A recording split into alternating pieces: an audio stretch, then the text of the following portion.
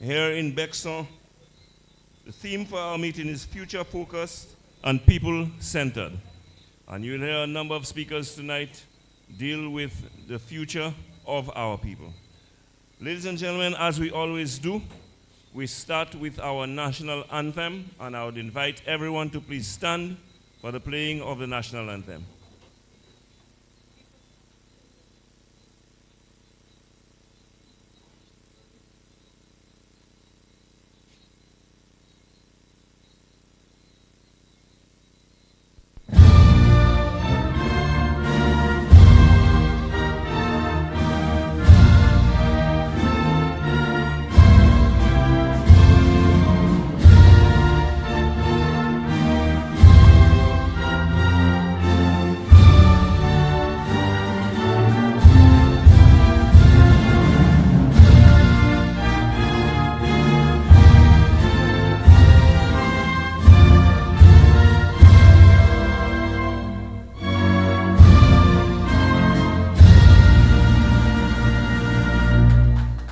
Thank you very much. You please remain standing as I invite Mr. Julius Sherry to lead us in a word of prayer.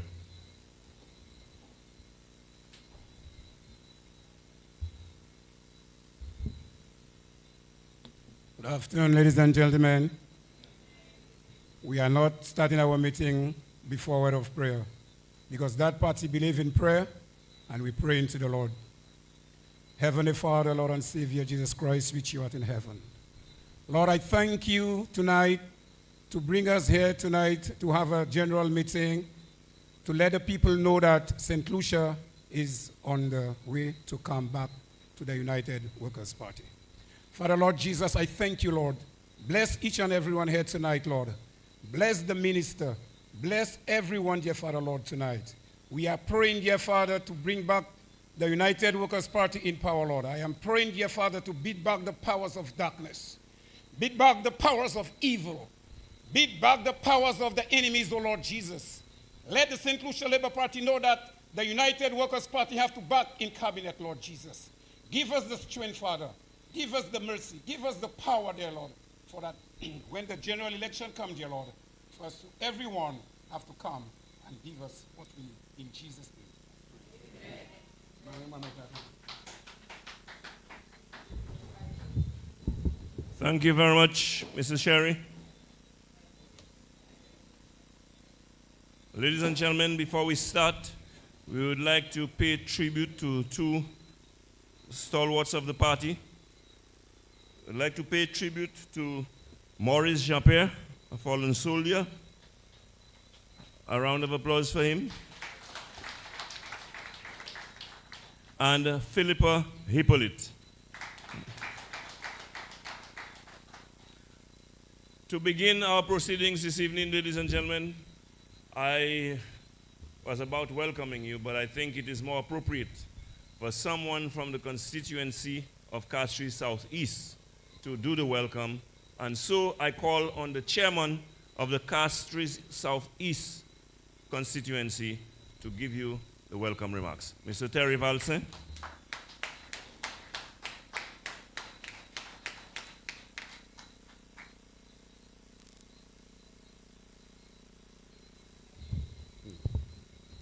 Political leader, Honorable Alan Michael Chasney, party chairman, Mr. Mr. Farrell Prudent, and there will be bitter pressure today. Forget it. Farrell Prudent, executive members, chairpersons from various constituency, Flabo family, I welcome you to the community of Castries Southeast in the parish of Bexon. Welcome. It is a sad and also a joyful moment today to have you here. Because the reason we are here today, because things are not good in this country. We live in a community of Bexon which thrive through the agriculture sector, and many of our people have lost their livelihood under the system. You are here and you are blessed with many speakers to deal with many issues that we are struggling with.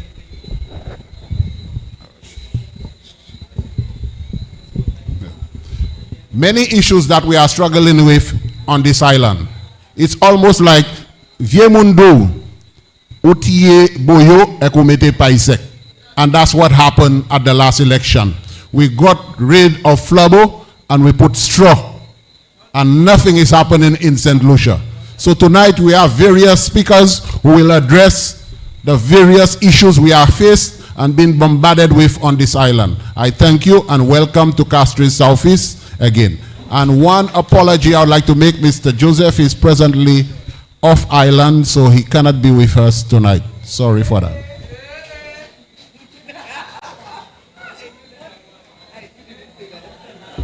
Thank you, Mr. Valse. But the show will still go on. Let me introduce the head table. I will start to my far left with Mrs. Beryl George, and she's the elections officer of the party. Then you have Ms. Joycelyn Fletcher, who is a trustee of the party, the chairperson of the trustees. The chairman, Mr. Thurl Prudent. And of course, we have the political leader of the opposition, member of parliament for Mico South, the Honorable Alan Michael Shastner.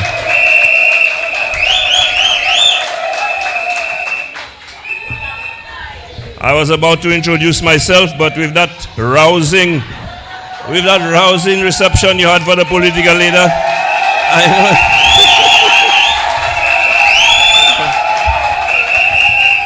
well, when I heard the reception for the political leader, I thought there was nothing left for me.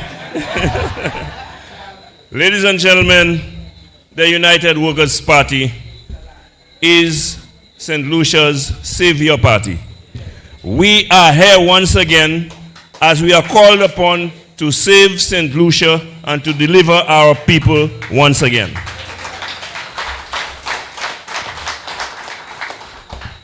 Well, it probably happened before that, but I'm only talking about what I can remember in my time.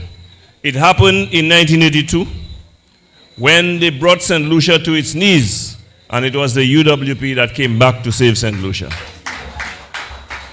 And we had 2 terms of hard labor, and we came back again in 2006 to save St. Lucia. When they were leading St. Lucia downhill, we came back in 2016 to save St. Lucia. And it's going to be no difference. I predict it's probably going to be very early in 2025 when the United Workers' Party is going to save St. Lucia. Now, before we go any further, I said 2025 and you said, hey, election is due in 2026. You have to make it happen in 2025. Ladies and gentlemen, I would like to call on the first speaker, who is a local speaker.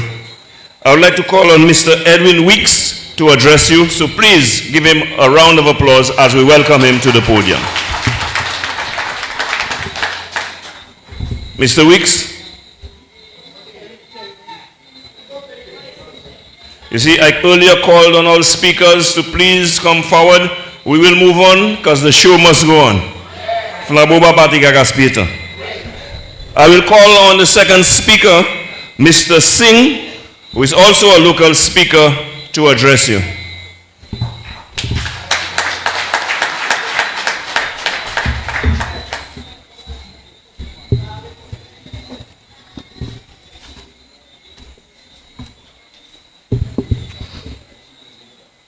Good afternoon to each and everyone. A special welcome to all of you who are present here, those online, those on Facebook, and those in the diaspora. Special welcome. I'm a new block and a kid. I'm here because of a lot of reasons. Seeing what is going on in our country, our beautiful and simple St. Lucia. I cannot stand it anymore. Can you stand it? No! I cannot stand it anymore. I had enough. Enough is enough. We have to do something. And I'm here today to serve you, people of St. Lucia, to make a difference. I'm here to make a difference. We had enough of labor. Can you name one thing labor has done over the past 3 years? Can you name anything? Nothing. And if you ask them something, they know nothing. They don't know. No, nothing. And what they want also, they want you to know nothing also. But we are not like that. They treat we like nothing. Because they know nothing, they want we to know nothing also. How can we survive like that? We have family to serve. We have neighbors.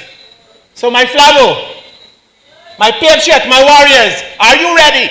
Yes! Are you ready for election next month? Are you ready? Now, to get ready, my brothers and sisters, it's not easy, you know. It's not going to be easy. Do not be complacent. I'm telling you. Be alert. Yes. Be wise. Yes. Listen.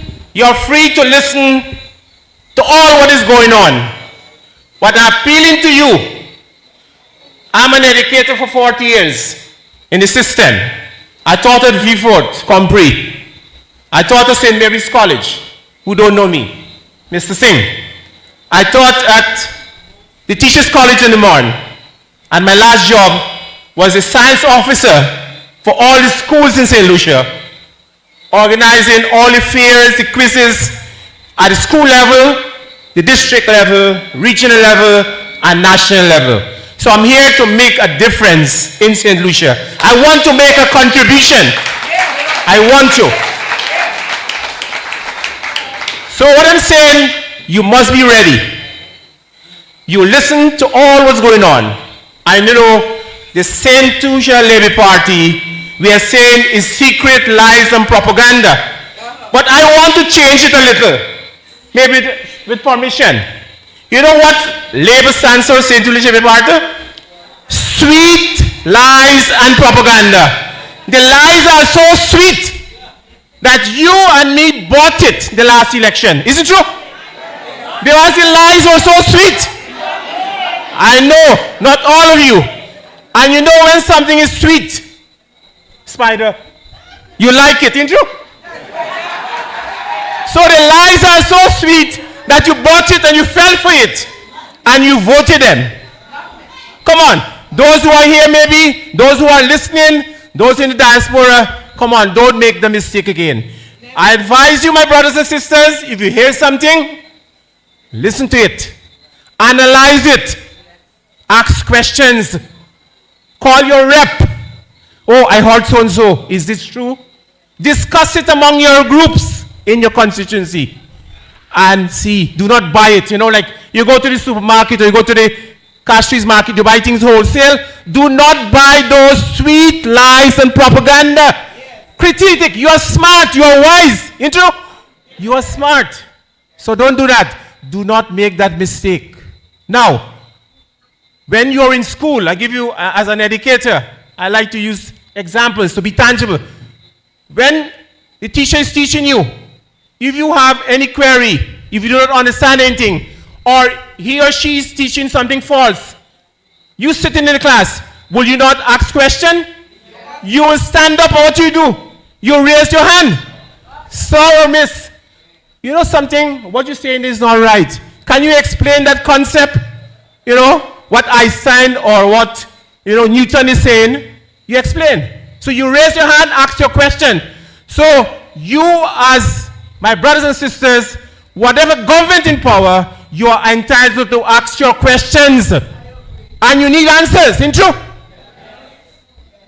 The 4-lane highway, what happened to that? What they promised? Yeah?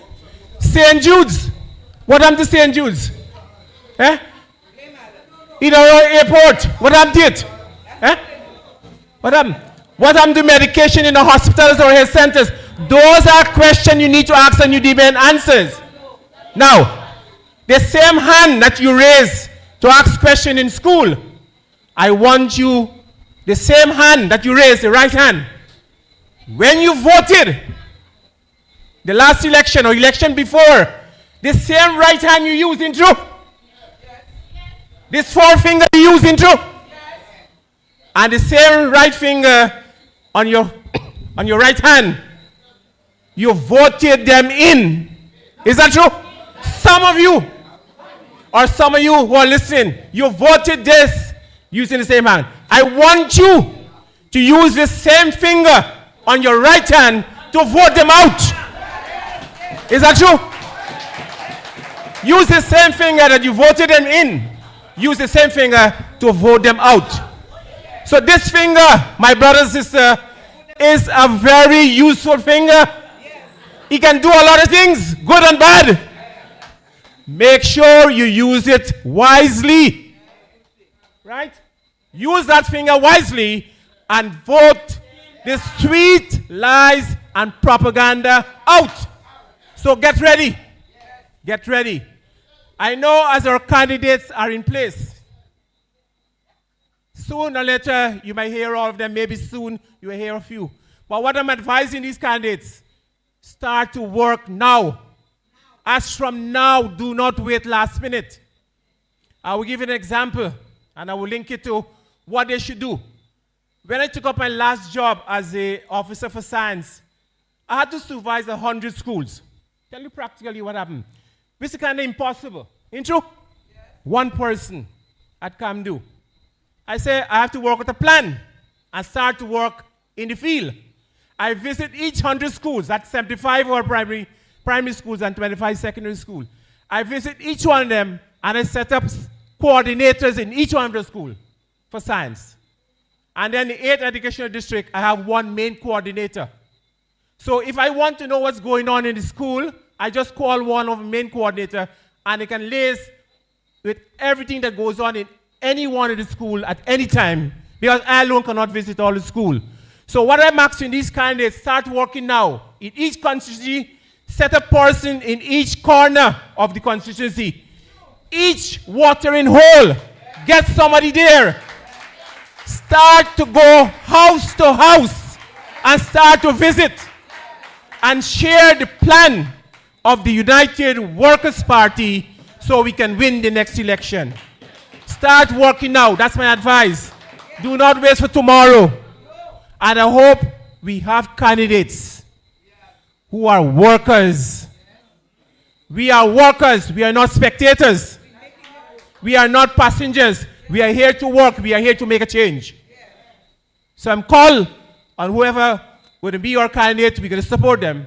We need them to start working now. Start working. Be ready for election next month. Don't wait until 25, as my brother say, maybe in 25, Spider. But get ready like it's for next month. Don't say next year and then you lay back and you become complacent. Right? So my brothers and sisters, I will leave you with the last point is that once your prime minister was asked, maybe it's a joke or a pastor's joke, he was asked, where you can find St. Lucia. A little geography, as a teacher. What he said? Oh, St. Lucia, or neighbor is Martinique, and St. Lucia is in Europe. So if St. Lucia is in Europe, so what, if St. Lucia in Europe, that's in, England, French, and so what BBC stand for if you're in Europe? British Broadcasting Corporation. But we know that St. Lucia is not in Europe. St. Lucia is in the West Indies. It's part of the Windward Islands, right? It's part of the OCS. So what BBC stands for? Bring back Chas. What BBC stands for? Bring back Chas. What BBC stands for? Bring back Chas. Thank you, my brother and sister. Have a good evening.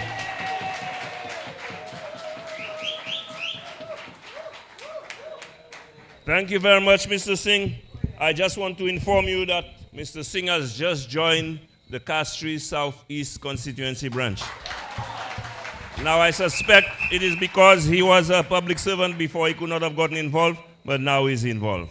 The UWB is attracting more people every day.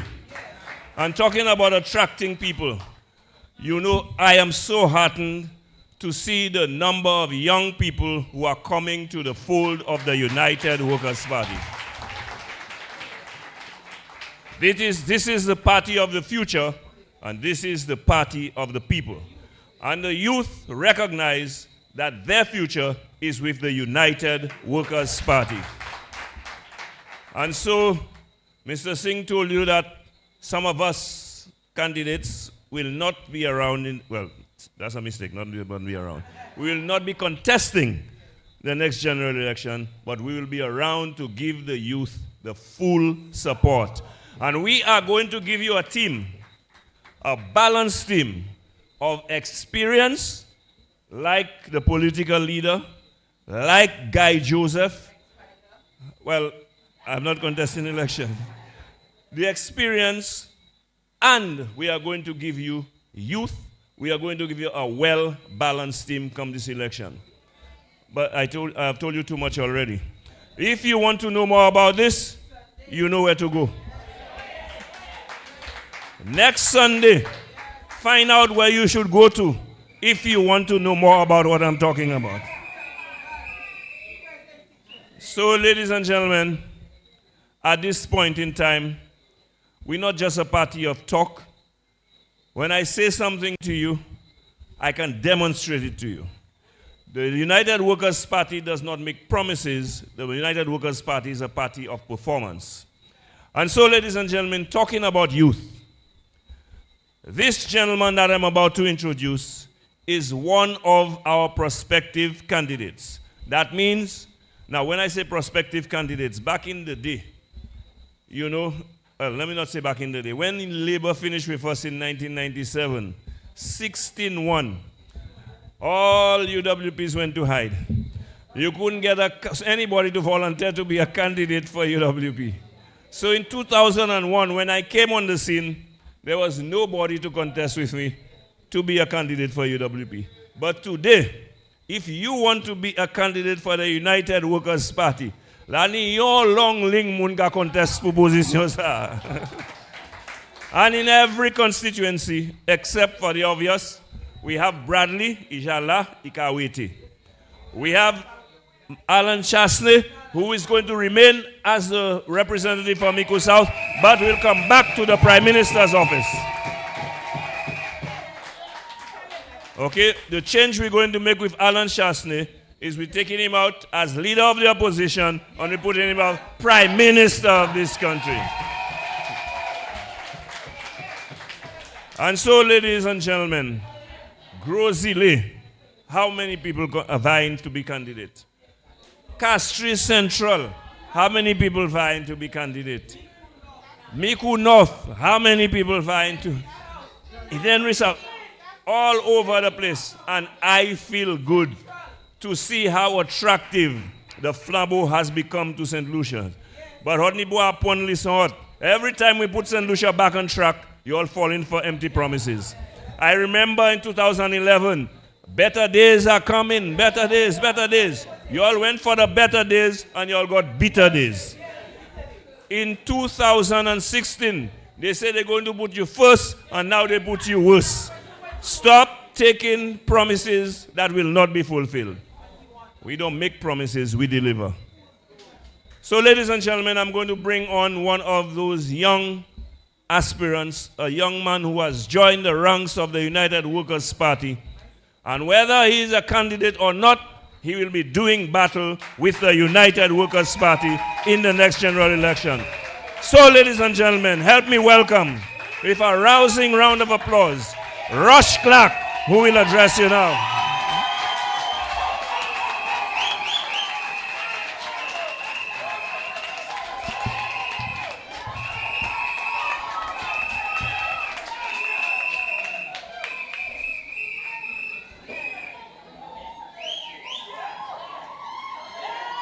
I can start now. Mamai Flabo! Mamai Flabo! Good night, my people. Good night, the people of Castries Southeast. Good night, my people from Mark. Good night, my people from Bexo. Good night, my people from Labey, Sarot.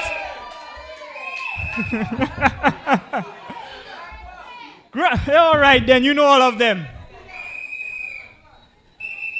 We as a people, within all of these areas, have been robbed and fooled by the Labour Party government. We've been misled, we've been misinformed, and we've been manipulated with their lies and propaganda spread by their representatives. I know that Joachim gave some Kool-Aid and tell them it was wine. But he joined the bandwagon against the mighty Alan Chasney and the United Workers' Party and jumped these same lies and propagandas against Guy Joseph. And now what we're left with? What has he done? Saife! Saife pour moun Bexo! All right, yeah. Sot connect.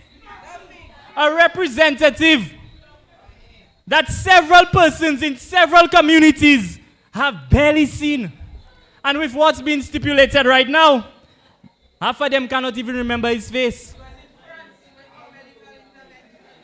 For the longest, they were stipulating and assuming. And why is that? Why is that the reason? Some of us fell for their plans. Their plan was not to lead. Their plan was never to properly govern. Their plan was not to take into consideration the concerns, the problems that me and you find ourselves facing in our constituency. That was not their agenda. Their plan was to fool us against the United Workers' Party and put themselves in office. And who is suffering now? Who's the one that's finding themselves facing these circumstances right now? I'll let y'all into a secret. I'll let y'all know of one. The United Workers' Party understands what the laborers are doing. They don't care. They don't care enough.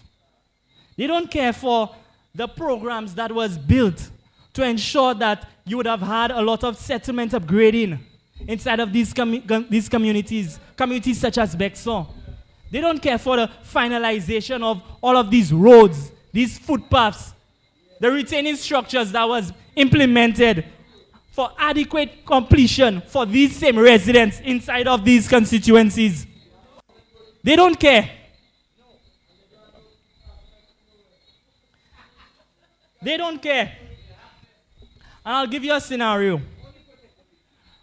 There's a concrete road right next to the Bexor Health Center. When you reach the end of that concrete hill, on top of that road, there are several residents that have found themselves having accidents where they've fallen. They've had serious injuries from the incompleted roads that this administration has left for them. No, I found out because I asked. I found out because we are concerned. I found out because I'm a United Workers member. That's what we do. We care. We care. And as I even specify to these residents, there was a resident specifically in Castries. She came to me, she was from Bexor, and she told me of her dilemma. Her husband, while going up this same concrete hill, has fallen and been partially paralyzed and has been putting her under a tremendous level of strain. Mapa mati pou do Ekou pa isav. Manye bagay wed. Asu leba. Le bagay wed, I wede. I wede. Zot konet. Zot tout konet. Mapa ni pou di zot sa. Considering how hard the standard of living has become under this administration for persons that's in the cities, persons that's in the Bexor community such as well, these persons were not even considered to be given the opportunity for a STEP program. since school was reopening. And it started last week. When was school opened? The same program that helps create an initiative for persons to obtain some fundings for the hardship that they have to be facing. Undertaking high prices of books, the high prices of uniforms, the high prices of groceries, the high prices to sustain their families.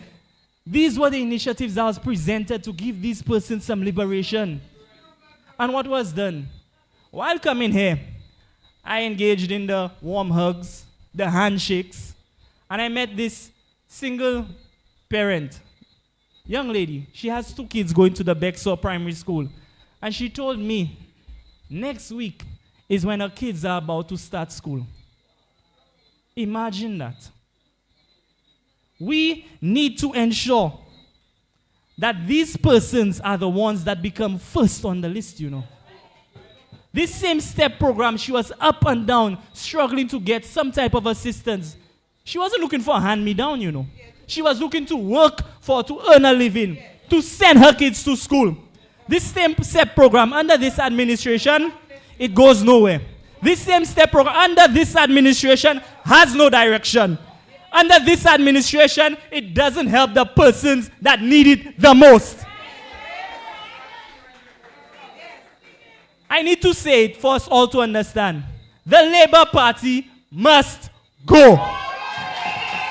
The Labour Party must go. And they're in for a big surprise, you know, this coming election. They're in for a big surprise. St. Lucians are frustrated and they're fed up. They're frustrated and they're fed up. Mama Iflabo, it's high time that we make that right choice for the United Workers' Party on elections day to ensure that we have the right leadership, the right representation for Castries Southeast and the Castries Central. We need to go out into these communities. We need to go out into the health centers. We need to go out on the construction sites. We need to bring in our neighbors. They need to understand. We need to gather them all up and rally for the 22nd of September in the boulevard of Castries Central, because we are about to witness history. We are about to witness history. Mama Iflabo, Ezotpe. Ezotpe.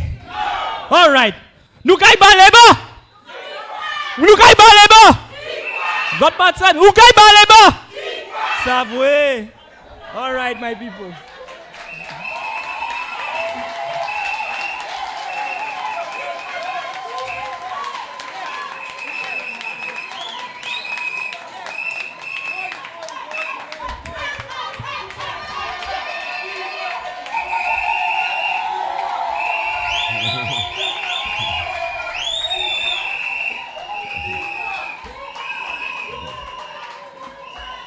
Ek ou vle di mwen naipe?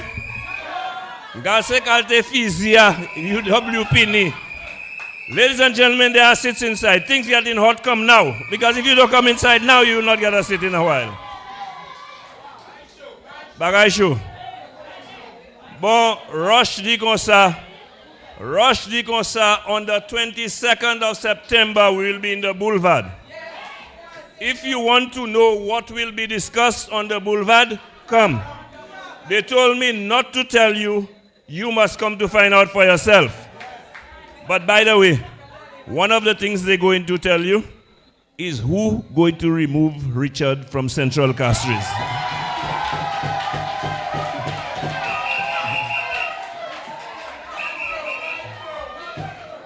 Another thing I'm not going to tell you is they're going to name a lot of candidates, some of whom will be doing battle for us in the next election. And the next thing is, we will be starting officially the United Workers' Party campaign for the next general election. And the message on next Sunday is Labour must go. Ladies and gentlemen, must definitely. No hapawe.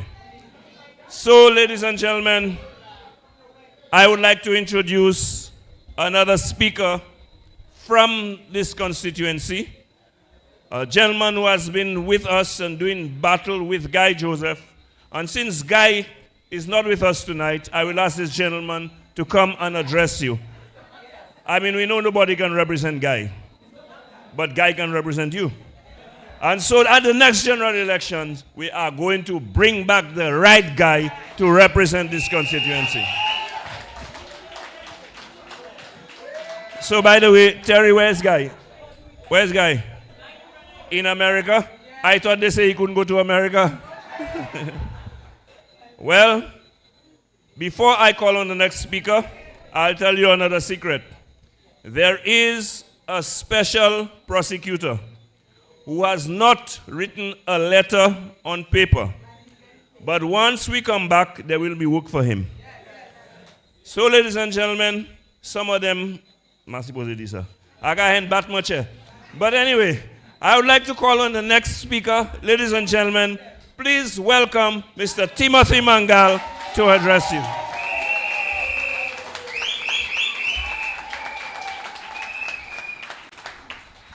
Mamai Flabo. My people of castries Southeast. Bon, ma overflow guy, c'est pas ça n'a fait là. Là, moi, my people of castries Southeast. But moi là pour represent même qu'on nous tout café castries Southeast. So my people, tonight I'm going to take you through a virtual tour of castries Southeast. And there I will make a comparison between what Guy Joseph, the one who have been representing you here for 15 years, have been doing for you, the right guy. And we will then look at what it is, if anything, that your present rep, qui know quoi? Moi ko oublier non monsieur because ma même connaître fi jailé encore parce que personne pas ka waya castries Southeast. Missing in action, MIA yo di moi. Comme ça. Now people, this thing is very serious, right? I will conclude tonight by telling you, but then I will suggest it from the front, that the St. Lucia Labour Party is not interested in the development of castries Southeast. In the same way that they are not interested in bringing St. Lucia forward, and you see St. Lucia regressing in these 3 years, is the same way they are not interested in the development of the people of castries Southeast. And so, let's start from the southern end of castries Southeast. Let's look at Bel Air, the community of Bel Air. It was just this week that I passed on that road coming out from the West Coast Road, from the Roseau Valley, going across to try to get across to Sarot. Et messieurs, merci bon Dieu, c'est plus vieux machine là moi aller puis. Parce que vous savez, c'est presque un bicycle seulement ça passe le chemin ça. There's absolutely no maintenance of that road. Tout zebla ha couvert whole chemin. Right? And you should see the state of the road with the holes. Now, there's one thing that was done in the 2016 elections. When myself and Guy Joseph went to Bel Air to campaign, we promised the people to fix the road in Bel Air for them.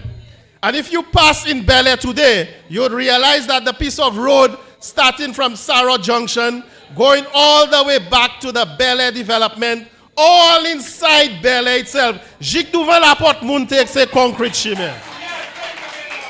Et puis, concrete chemin ça arrivé all the way to join with old Bel Air. So all that was done, and Guy made that promise, and I can tell you that it was delivered for the people of castries Southeast within that 5-year term. And what was left for Labour to do? Probably put to patch. Well, outside like I sorti from Roseau, Vini, just to do a little patch. Yo pas fait rien là by someone là. Nothing. Et puis pas même zebla qui est le side chemin yo ka couper. Mais c'est pas only là, ou ka way tout partout cette ici. All over the country, they are absolutely doing nothing in the maintenance of the infrastructure and the road network in this place, my people. Now, when we come from that area and we climb Old Bel Air, where do we get to? Badi Chaussee, okay, Fort Club, La Croix, and so on. You remember that area? that it was under the United Workers' Party in the last term. There was a contractor selected. A contract was given to Nationwide Construction to fix that road, and not just to fix it, but to rebuild the road completely with proper infrastructure, proper drains, concrete drains, asphalt, etc. But the men are so wicked. As soon as they got into office, what did they do? They stopped that project. They stopped the project, and then they fired Nationwide, right? What is the state of this road? Now, having done that, see who can fire a project.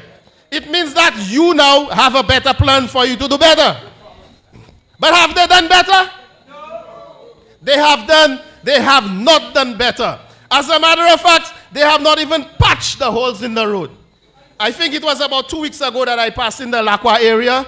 Monsieur, moi tout là tellement. Moi hi kwese ado septic tank moi de garder sans chaque layer. Right? Nothing for the people of Castries Southeast. Nothing, my brothers and sisters. Right? What else did they stop? Remember, they stopped. The guy had a recording studio that he wanted to do for the people as well. Right? That was stopped too. Do you believe that they would have at least do something better? Nothing to create employment for the people.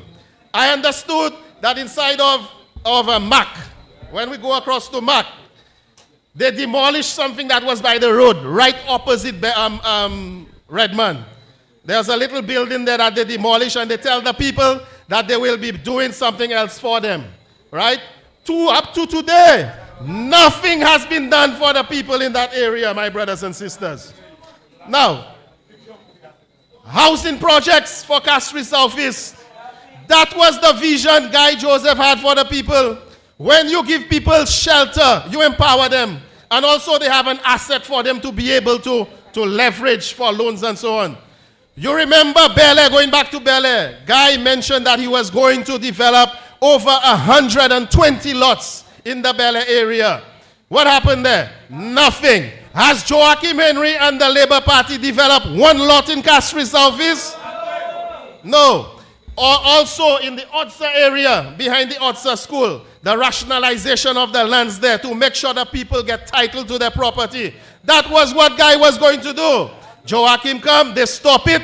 Nothing is happening, my brothers and sisters. Absolutely nothing. So if you're going to stop something, at least do something for the people of Castries Southeast. Now I'm going to give them a challenge, right? If they want to say that they have done something in Castries Southeast, I'm asking them to name just two projects they've done for me. Name 2 projects. Now, they start in some projects and they will tell you it's their projects. All right? Cemetery, the cemetery thing they're clearing there, that's a UWP project. That started on the United Workers' Party. They stopped it, and now they want to go back and say that they are building. Now, for housing, what did they tell you? They tell you they're doing condos in cul-de-sac for you. Where are the condos, my people? Where are the condos? Up in here? No condos. Right? I have to conclude. And remember, I was a candidate, right? And I will make a declaration here tonight. It was a blessing in disguise that God allowed me to lose that election when I ran for the Labour Party. Because my hope and my belief is to work for the people that have elected me. And if I was elected, I would have been in problems with these guys because they would not want to be on their backs every day to ensure things are being done in this constituency. And remember when they won in 2011, the first thing that was done in Castries South is the desilting of the rivers. I went to Philip JP and put pressure on him for that to be done. When I went back to put pressure on them again to do more works in the constituency, you're the hour. Upa caretaker candidate plus or back off. So when I thought they did not want me to do anything in Castries South, as time went on, I realized it's the constituency that they did not want to do anything for. And so they did not want to develop. Because let's think about it. What was done in Castries South between 2011 and 2016 on the Labour? Nothing. What has happened on the in Castries South for over 3 years under Joachim Henry and Labour? Nothing. But with Guy Joseph, 2016 to 2021, 2 chime concrete castries Southeast. HRDC fet 2 pato. XIOD, so HRDC at go. Right? A number of projects happened all over Castries Southeast. So my brothers and sisters, the choice is clear. For this constituency, United Workers' Party is the only choice.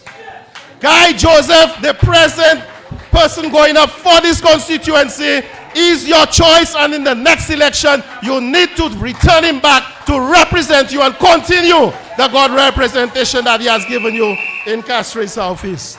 There's no choice, because about Labour and Yepakafet and Castries Southeast. Nothing whatsoever. And I will touch now quickly on something nationally. As a businessman, I don't know if I can tell you, I don't know if this has been brought to your attention. You know the port in Castries is in a mess. So while they have sold over to GPH on the tourism side, Point Seraphine, etc., right? Usav Kote Gisban and Shedla Yeguma. That area there. They Kidenya for won't go back to Dokla. A long time.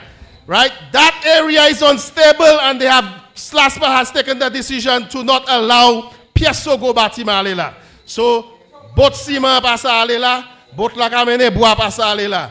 The one that used to come in from Guyana and bring stones, bring sand into St. Lucia and collect stones to bring back to Guyana, that business is lost unless you have a badge for you to go to cul-de-sac.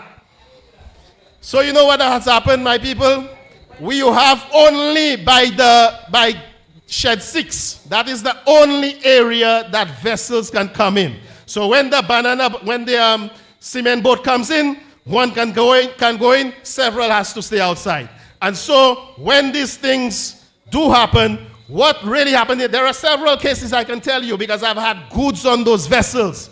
When the vessel is scheduled to dock at Castries, it has no space to dock, right? And it has to leave St. Lucia, go down to Trinidad or Barbados, and on its way back, come back into Castries. Some of them would go way back to the United States with the goods. What does that do to our country?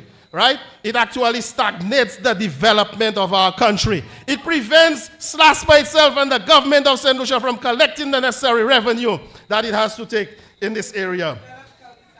And so the other one, St. Jude's Hospital. Well, we've heard so much about that. It's about what? $350 million and counting now to repair an old piece of building. That might be the biggest, the most expensive infrastructural project in the history of St. Lucia, if I'm not mistaken.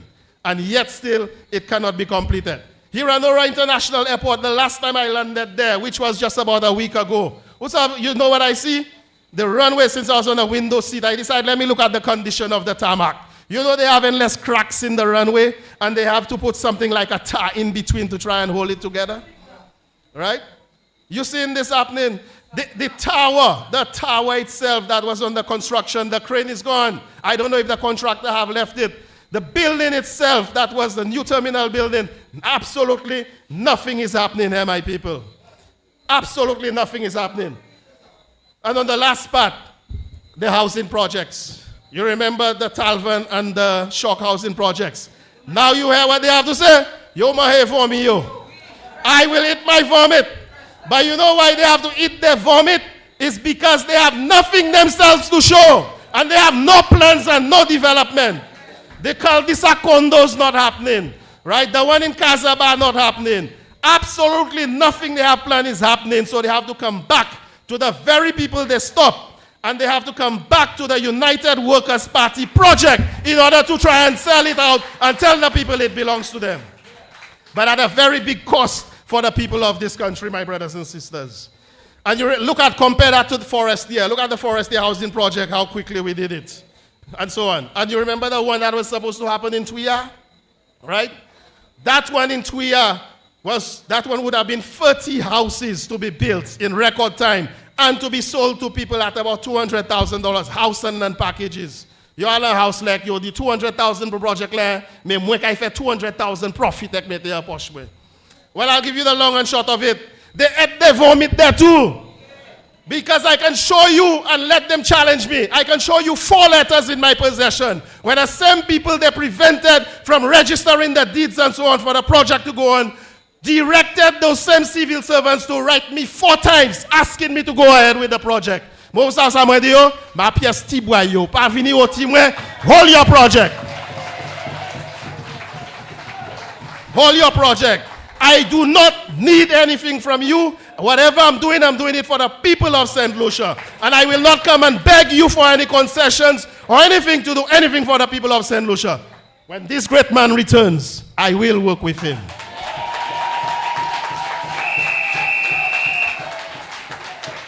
And I'm asking them tonight, where is the $10 million? Where is the $10 million we negotiated? Myself as chairman then and Guy Joseph as minister negotiated. And that money was negotiated to be spent in shock. So the concept, my people, was when we spent it on the same development as condos, we would have made 20% markup. So each $10 million, we would have gotten our $10 million back and we would get another $2 million. That $2 million, we would have invested it into more housing for the poor people. Because low-cost housing have to be subsidized. And this is what we're going to use to subsidize it. But what did they do? They redirect it and they build 3 little cabe. Okay, in then react the $10 million la finish.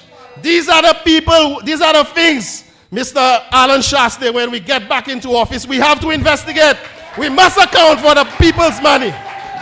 And we must find where those monies are. Make them account for it. But look, I saw. So my brothers and sisters, they've told me my time is out. I will tell you tonight, now round off to say, Castries Southeast, you have one choice, not 2. One person that you have to vote for the next election, and that is Guy Joseph, who will be your next parliamentary rep. And for the people of St. Lucia, it has been proven that it is one party, one government that is in the interest of developing St. Lucia, and that is the United Workers' Party. This is the government we will return. And Labour, my message to you is, jump high, jump low. The people will claim back their country. The people will return the government that will work for them. United Workers' Party will form the next general elections, the next government of St. Lucia. I thank you.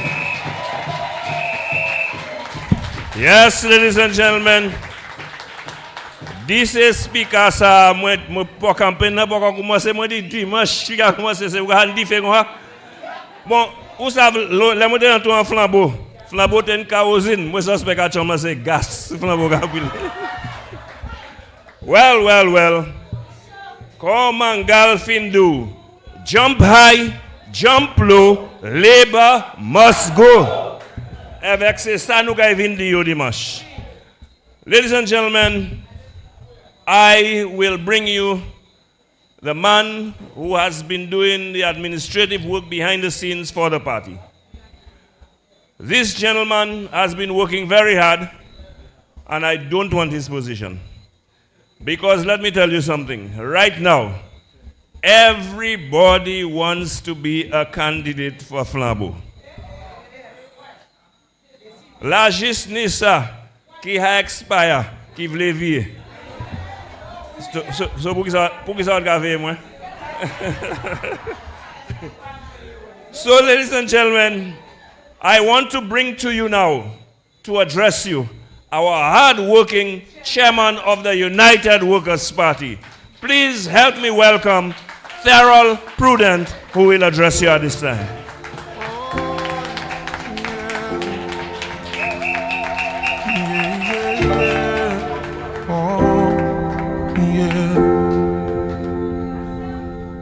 If you give a little more than you take, and if you try to fix more than you break, if you're the kind who takes the time to... Thank you. Maman Flambeau! Est-ce ou pas? Ça va bon? Maman Flambeau! Est-ce ou pas? That's right. Monsieur, Moi savent Guy pas ici en swear, mais moi savent Joachim, he's shaking in his boots. Because he know he's on borrowed time, because nous savons nous qu'aviez by Guy sits là, and that's a fact. This evening, I want to say a big hello to all of our persons assembled here today, all of our supporters and members, and everyone in St. Lucia who support the United Workers' Party. We welcome you this evening. I also want to welcome those in the diaspora. Give them a big hand because they are doing a marvelous job. We just concluded on Labor Day one of the best presentations on behalf of the United Workers' Party.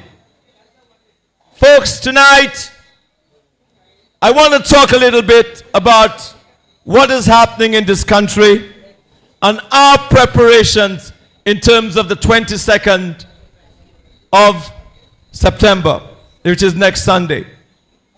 You know, for years,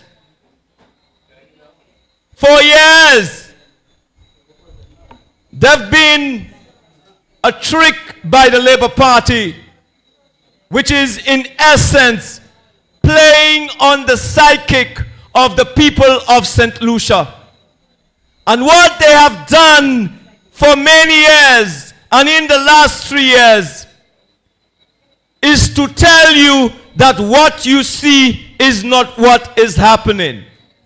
The Labour Party have drawn this country into what you call a new norm, that when wrong happens, that nobody think it is wrong. You just look at it and you turn your head and you finish with that and don't talk about it.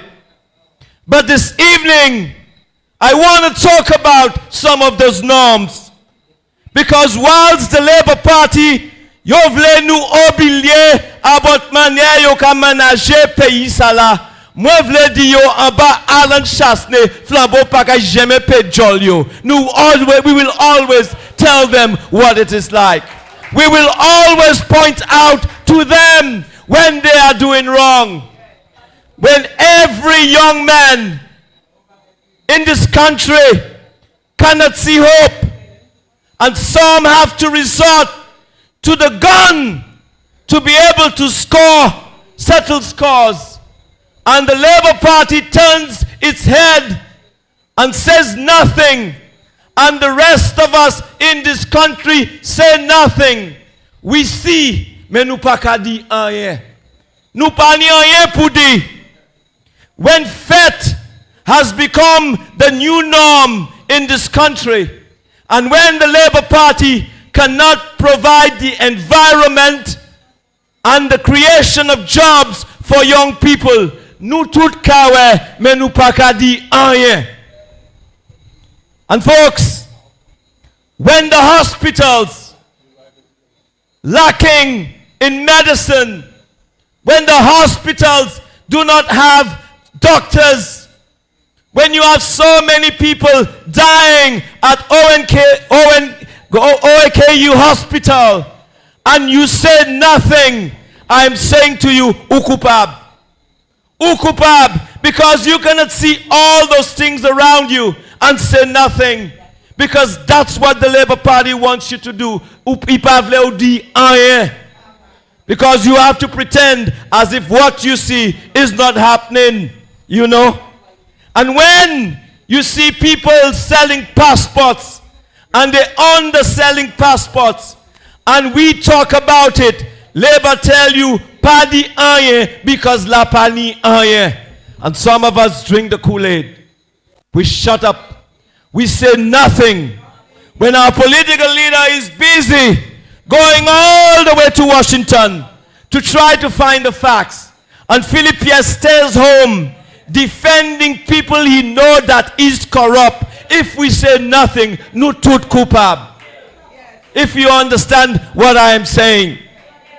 And when you have the CIP being used to enrich only a few, while the rest of us in St. Lucia cannot get nada to put on our table, nous tout kawe, mais nous pas qu'à dire rien. And when you have Kenson Kazime spending millions of dollars to build a road from the Boseju Gap to the Darrell Sami Stadium, and in 2 months, it has almost mash up, break up. Nous tout kawe, mais nous pas qu'à dire rien. That's what Labour wants you to do. It's the new norm. They want to keep you there. You're not supposed to have to pretend like everything is okay. Nous tout kawe, mais nous pas qu'à dire rien. And when you have the agricultural minister failing, and agriculture is underperforming in every sector of this country, nous tout kawe, le fig kasam ti dwet mwen, et ou ale aswan shelf, ou an fig gosse sa. Nous tout kawe, mais nous pas qu'à dire rien. Because that's how Labour wants you to react. That's how Labour wants you to be. And when you see the lazy, fat Minister of Infrastructure cannot end a road, cannot complete a road system which started under Alan Shasney and has continued under the Labour Party, nous tout kawe, mais pas qu'à dire rien. And when you see Moses Jabatis looking fat, you see his face lately, he looking fat and happy. And he looks happier than those persons who are seeking care at the hospitals owned by government. Nous tout kawe, mais pièce moun pa ka di rien.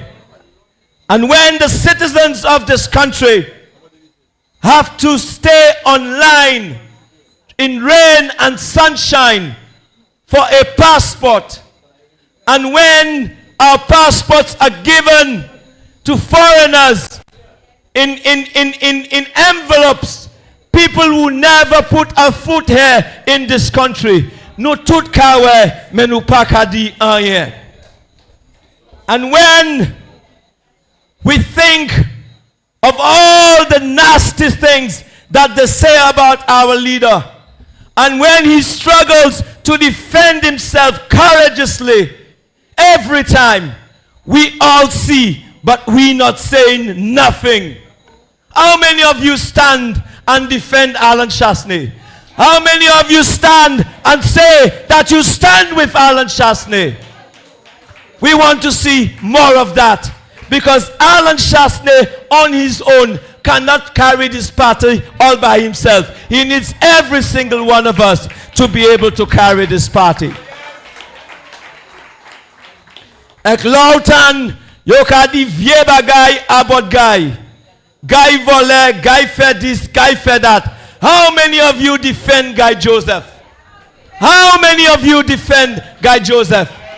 But we know after countless investigations, they've not able to get zero facts or zero thing on Guy Joseph. May the real volley is in the Labour Party, and we all know that. This evening, I want to say to you something. And what I want to say to you, I've stated to you some of what is going on in the Labour Party. I've explained to you the new norm that Labour wants you to accept. For you to be so depressed when you hear murders, for you to be so depressed when you see corruption, but you say nothing. But I will say one thing to the Labour Party.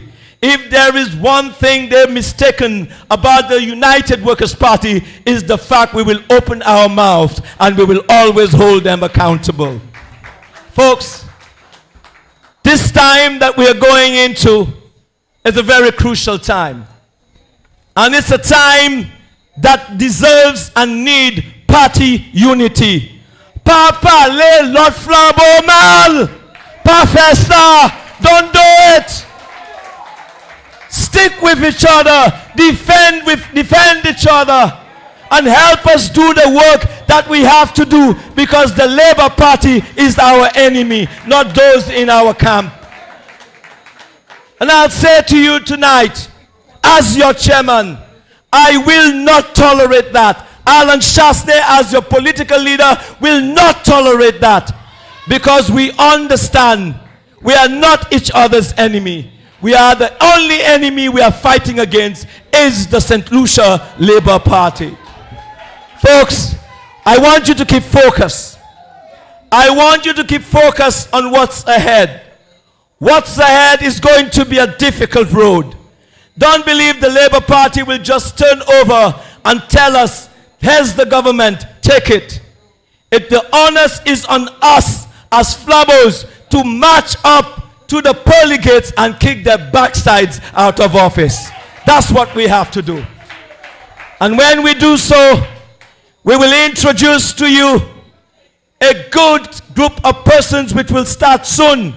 I want to make it known, we're not launching anybody on Sunday. We are just presenting potential candidates to you. That's what we are doing. You will decide in your community when you're ready to launch your candidate. Are you with me? Very good.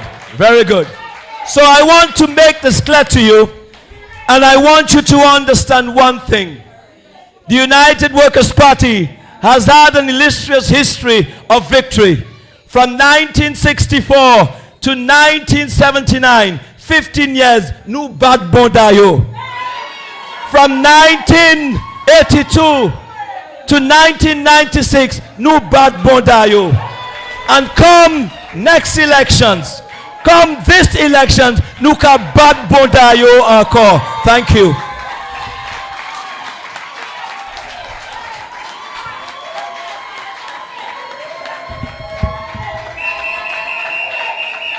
Ladies and gentlemen, you heard it from the chairman. You heard it from the chairman. We are announcing some of our candidates next Sunday, but you will do your launching in your constituency because nous a grand plan gozile pour le nouvel launch candidate nous. But you will hear the announcement. I cannot tell you who the new candidates will be. Come on Sunday for you to hear. Now, the chairman said that a lot of things are happening in this country and you say nothing. But you have a government that is controlling, that is governing this country, that is saying nothing. People are dying like flies as a result of violent crimes. The government is saying nothing. Now, that is the reason why. I understood the only project that there is in Castries Southeast is a cemetery. That is because so many people are dying. Grosile Cemetery full, Babono Cemetery full, Shock Cemetery full, so they come to this constituency to build a cemetery for the north with all the murders that are taking place. And you know why this cemetery is full? As soon as the Labour Party assumed office, over 400 St. Lucians died as a result of COVID. And since they are in office in the last 3 years, more than 240 St. Lucians have died as a result of violent crime. So, munka moko mush ici. So, c'est cimetière. Ou changer comment smaller te vini celle ça de faire police station. The major projects in this country that the St. Lucia Labour Party is responsible for, police station, the prisons, and now a cemetery. Think about it. Think about it. But when we come, you're going to get educational institutions, sporting facilities, you're going to get community development facilities, you're going to get industries that you can work for. You're going to get your port in Vieux-Fort. You're going to get your port in Vieux-Fort that they promised a foreigner that we will not develop in the next 40 years. You know what? You are going to get a state-of-the-art hospital in Vieux-Fort. Now, talking about Vieux-Fort, I can't be coming all the way from the north and telling you about Vieux-Fort. Let me get somebody from Vieux-Fort to tell you about Vieux-Fort. Ladies and gentlemen, I talk about new candidates. I talk about youth. I went at the back there a while ago and somebody tell me, where the women? So what are you trying to say, we're not attracting women? Is that what you're trying to tell me? Well, you know, for what you say, the chairman say we're not saying nothing. Let me say something now. The United Workers' Party is going to present you now with one of the women that will do battle for us in the next general election. Welcome, Lady Lee, to address you right now.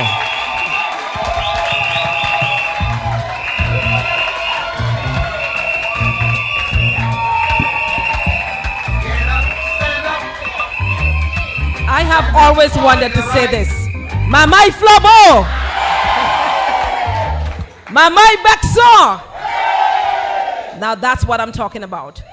Now before I proceed, please excuse the attire. I just came from a function, Jugwa's retirement party, so please excuse the attire, okay? All right. Now before I proceed, guys, I have to give you a little story first as to why I am here today.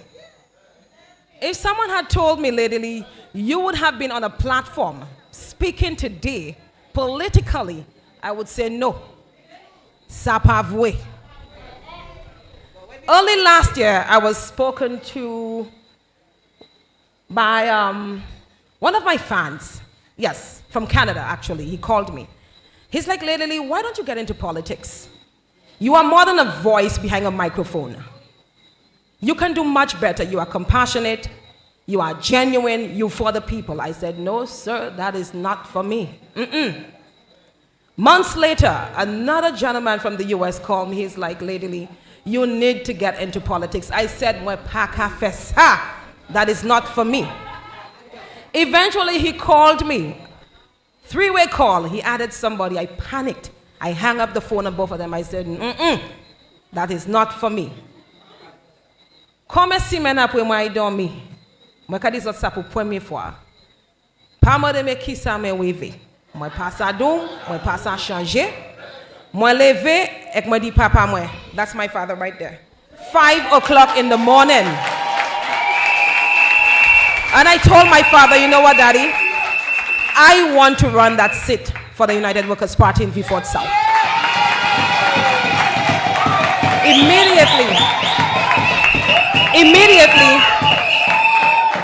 Immediately he said to me, that is what I wanted to hear. First thing he did, he couldn't wait for the sun to rise, and he called ex-Charles, this gentleman right here. And that is where the process began, and that is why I am here today.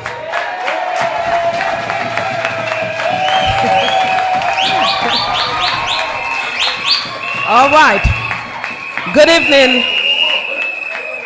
Good evening, and thank you for the opportunity to be here tonight and to speak on this platform. My name is Mrs. Liana Johannes Paul, and I am from the heart of Vieux-Fort South, Mamai V4. Everyone knows me as Lady Lee. I am more than just a voice behind the microphone. Tonight, I have decided to speak on a topic that is very dear to me, very close to my heart, and that is healthcare. To my knowledge, I believe that everyone is entitled to proper healthcare, as the right to have access to healthcare services is a basic fundamental right, human right. We all know that healthcare has always been an issue, but under the right party, the United Workers' Party, quite a lot was done to improve healthcare on the island.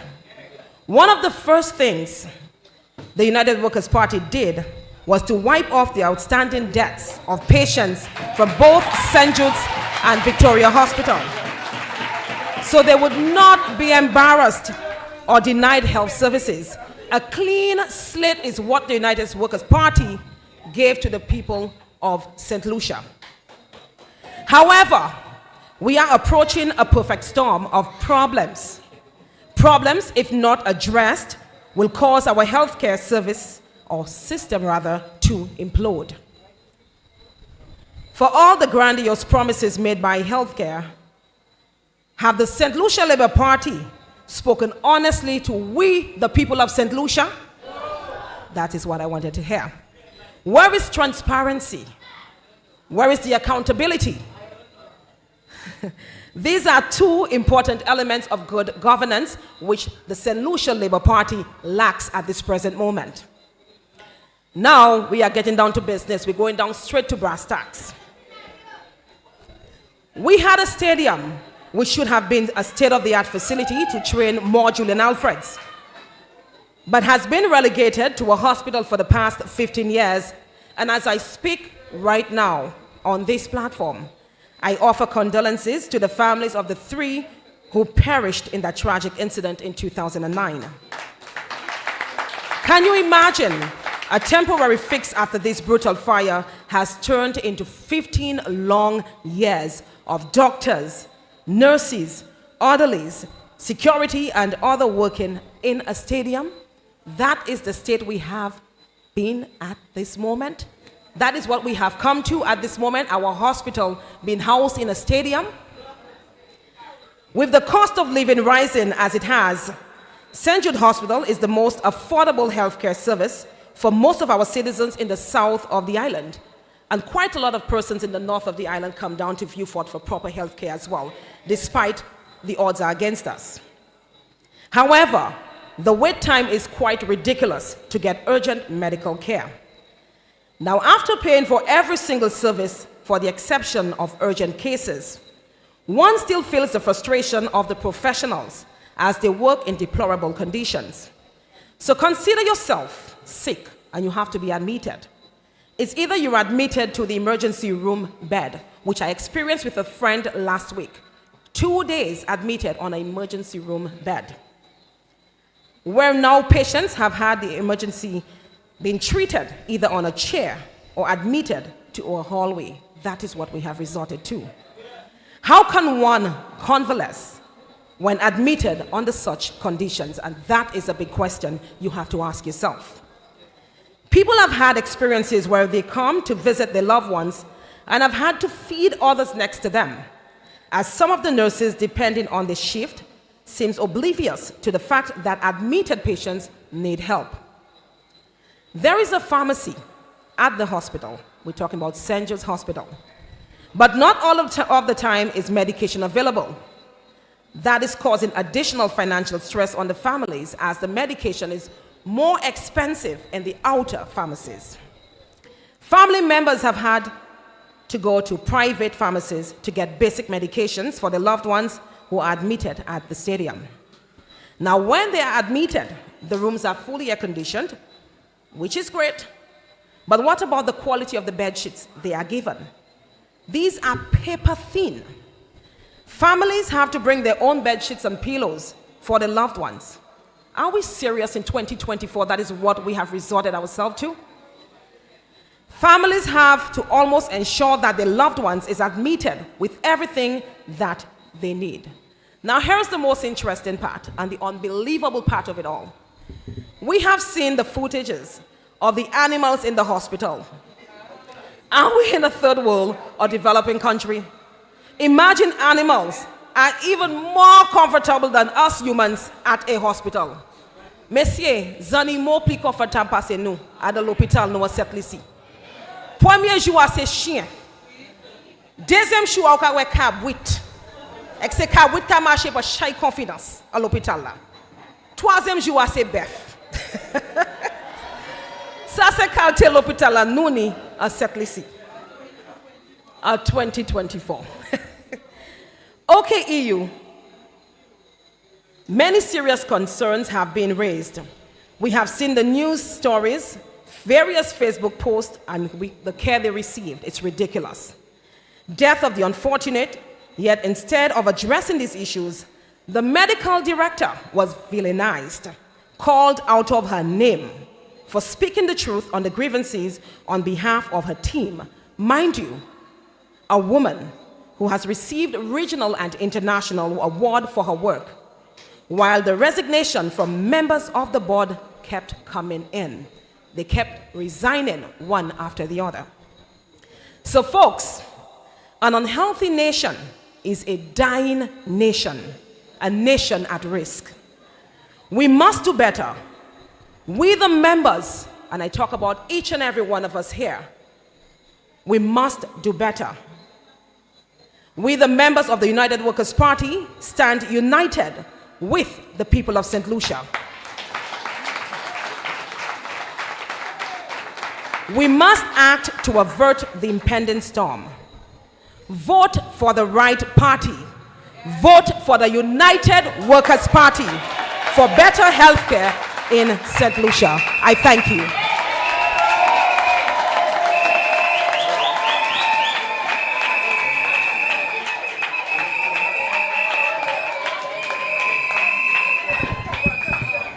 Yes, ladies and gentlemen, men and women, young and not so old, the UWP, you know, I just feel like showing off tonight. You know, now before I call the heavyweights, now show off until me, please. If you think that is all, I'm going to call one more youth to address you tonight. But if you really want to see the full slate, you will get some next Sunday, and you will get the rest afterwards. And then we will go constituency by constituency, launching the new representatives for those constituencies. And I am a proud United Workers' Party supporter. And when I see the way we are attracting people, everything tells me, jump high, jump low, Saint-Lucien ka vote flambeau. Now, ladies and gentlemen, it is time for me to bring you the next speaker. I promise you after that, I'll bring the heavyweights. But now, another young man. But by the way, what do you all thought of Lady Lee? Sel bagay, flambeau, ni matuyo. Yes.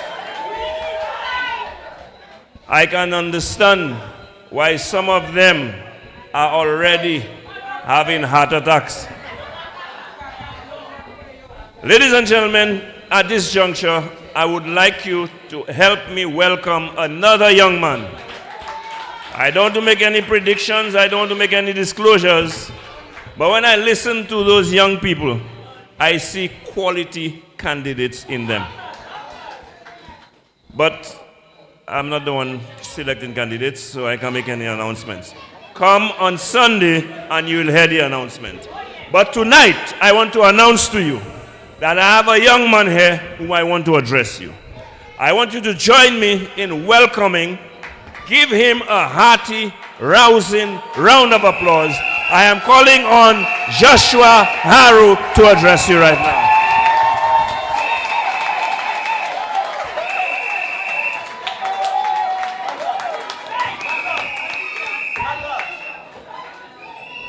Mamai Flabo!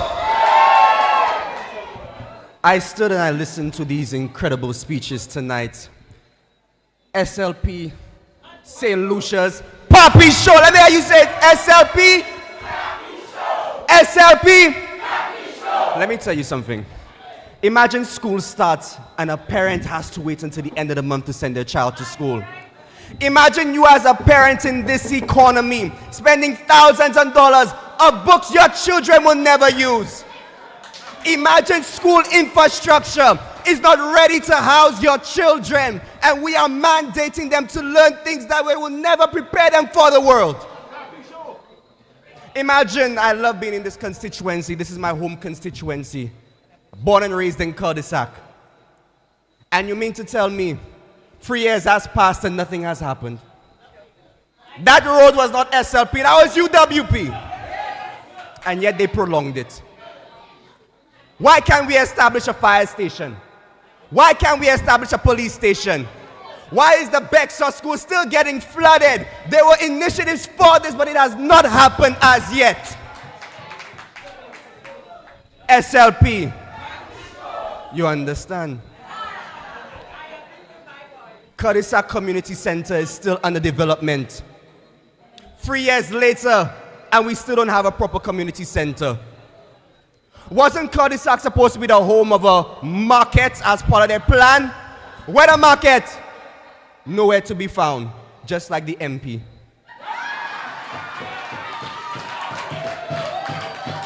Once again, let me say SLP. You understand? Where's our ports? Where's our development? You mean to tell me we constantly have young men dying on our streets? We constantly have our hospitals being filled with the bodies of the innocent, and yet we still cannot get the proper development? Tell me why we have a health and security levy, but yet CIP money is going into OKEU. So where the money go? You telling me when to pay a loan? A loan for what? So then why you lying to me? Why you lying to the people? What kind of papi show is that? SLP? You understand? As a young person in the system who talks to parents, who talks to the community folk, you mean to tell me everything is rising? We have the highest gas prices in the OECS. Bus drivers increasing their bus fare because of these prices. We don't know the lengths and the pockets of our people, but yet they keep incurring costs, but their salaries are not increasing. We recently had an incident where many people were let go because of this impending minimum wage, and then they're saying, well, I should not say them, I should say our commerce minister is indicating that that has nothing to do with the minimum wage. But yet you want to call that progress? What march for progress? High crimes, levels of inflation we cannot deal with, and you mean to tell me the people are still suffering, but you call that a march for progress? You just want to dance on the road and look good in your red. What I know red means to stop, so you need to stop being administration. I am a proud United Workers' Party supporter. And what? We are united with progress. SLP. And I know you're the one that Papi showed to continue. It is time that we change the game. That Uno reverse on them. They think that they're in it. All the scandals and allegations. How dare you criticize our prime minister because of his skin color? How dare you reach on race and ethnicity? Do we not know the history of St. Lucia? 7 times British, 7 times French. We fought, we are here. How dare you criticize his skin color?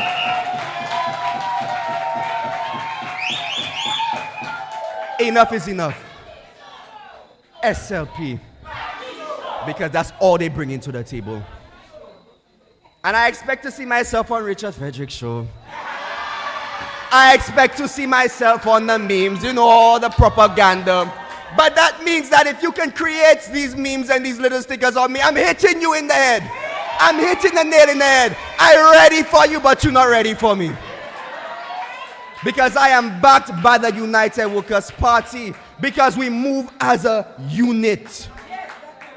United, we stand. Divided, we fall. It is time to stand. It is time to change. It is time to speak, because we have hypocrites that need to go.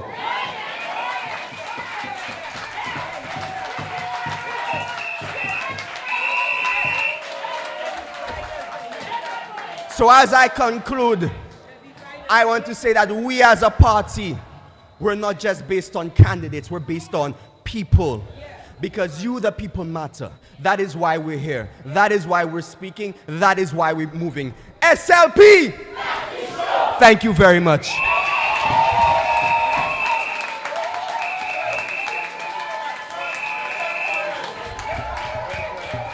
Thank you very much, Joshua. Thank you very much.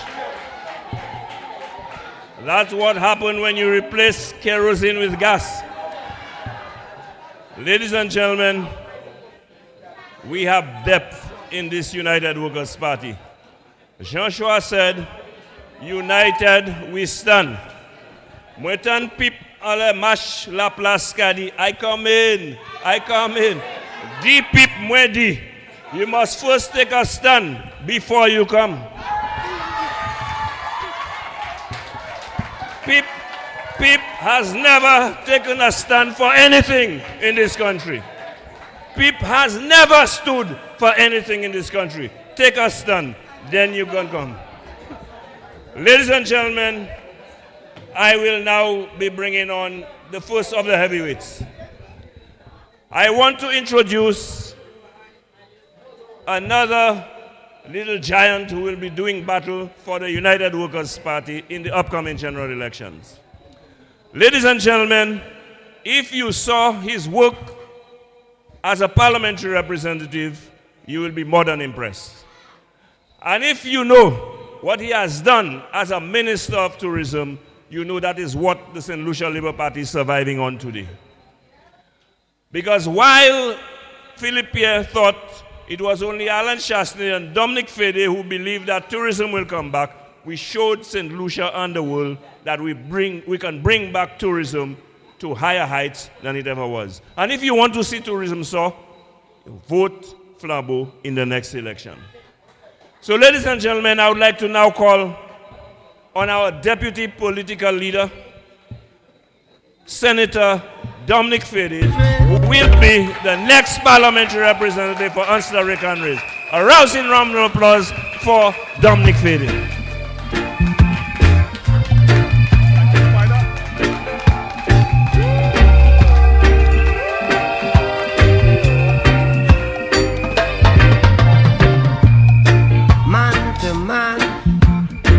So unjust, children, you don't know who to trust. Your worst enemy, My boy Flabo! be your best My boy Flabo! Is it just me or are you feeling excited tonight? Is it just me? Or do you sense a victory coming as well?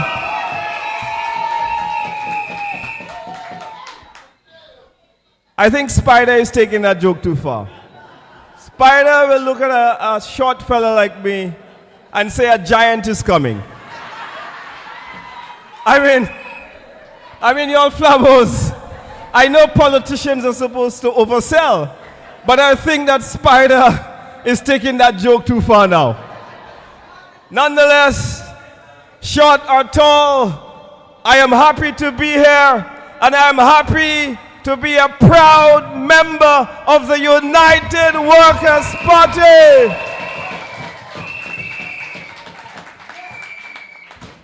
I want to big up the constituency of Ancillary Canaries, always going to every single constituency. My chairman, Anzer Lancico, is here. Other members of the constituency branch, welcome to Castries Southeast. Tonight, I want to say to you, the people of St. Lucia, that you ought to be tired of being ripped off by this Labour government. And the more I think about it, the more I look into this corruption that we refer to as the CIP, I realize that the people that are left with the sharp end of the knife are you, the people of St. Lucia. You know, I took the opportunity and I went to town. And I tried to do back to school shopping just to get an idea as to what you parents are feeling. And I went around and I took my two sons and I got a rude awakening. The rude awakening I got is that things are very expensive in this country. And then I thought to myself, I met mothers who couldn't afford to even buy the books. They were buying the second-hand books from the vendors on the side of the street. And not even those second-hand books many parents could afford. And then I met a lady who told me that she has been to the bookstore 5 times, but the ministry had not released the books as yet. And then I met another mother with a young boy who was behaving as if he wanted to cry. And his situation was that the bag that he wanted, his mother couldn't afford it. And he was concerned that if he went to school without a brand name bag, that his friends would laugh at him. And people were coming up and speaking to me. And I thought to myself, just imagine if the government had put the CIP funds to good use, how many families in St. Lucia could have been better off today. Rather than the money is going to the Chinese company, the money could have gone to the people of St. Lucia to help with their back to school supplies. And then I thought of SSDF. And I asked many parents, did you try SSDF? And some of them say that the rule is you have to go and meet the member of parliament. And if you wear yellow in the last election, it means that you, the people of St. Lucia, will not get the measly $300 that SSDF is giving you to a back to school that costs $1,800 on an average for the average student. And then I say to me, my.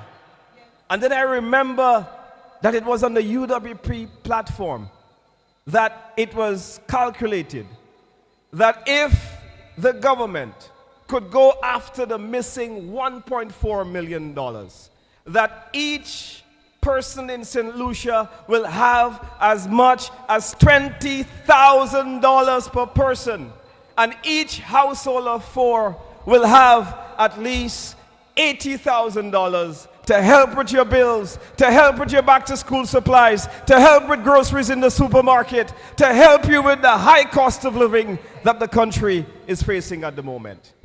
And then I thought to myself, we cannot just talk about this anymore. We cannot just ask, where are the funds? We must now go and get our money. We must make them find the money. Because the money doesn't belong to them. It belongs to you, the people of St. Lucia.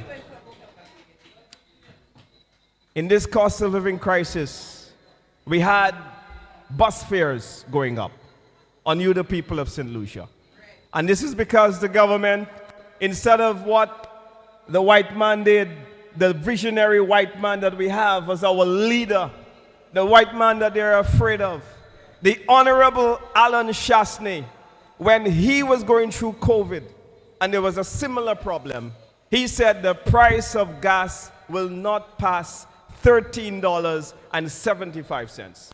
This Labour government has allowed gas in the middle of the crisis to reach as much as $17.95 on the backs of you, the people of St. Lucia. And when we spoke in the opposition, they said that we were playing politics. But what we were trying to explain to them was that if you allow the price of energy to be sky high, then what you are doing is that everything manufactured in St. Lucia will come out expensive because electricity will be expensive. We saw in that same year, your electricity bill on an average in St. Lucia went up by 30%. The government-owned stats said so. These are not our words. These are in their budget books, the Economic and Social Review. It says so. It tells them that what they've been doing to you, the people of St. Lucia, is wreaking havoc on your pockets. Not a dime from the CIP to help you to put gas in your car. Not a dime from CIP to help the bus drivers so that they can keep the bus fares stable, so that you, the people of St. Lucia, can get to work, can send your kids to school, and can afford electricity at an affordable price. And then we go to the supermarkets. And if we didn't have enough stress with the price of bread and the price of bus fares, we then have to confront the big bad Massey stores. And when we go to Massey, instead of us pushing a trolley, we have to take a basket. And then we have to now count how much we came here to spend. And now, you all know what I'm talking about. And now you have to price every single item to make sure that on that day, your shopping at Massey can reach your budget. Just imagine, the government could have done better by helping you, the people of St. Lucia, as the United Workers' Party did during COVID. We had 11,000 people on the NIC who benefited with income support. Good evening. That's and thank you for your government. 11,000. And the man that we are rallying behind to be our next prime minister, that wasn't enough for him. He went out and he said, look, there are many people who are not registered with NIC. They are taxi drivers. They are vendors. They are people who have little rum shops, little grocery stores at their homes. These people need income support as well. He went to the World Bank and the IMF and he said, let me tell you, I don't care what your accounting system says. I need to borrow money to bring relief to my people of St. Lucia.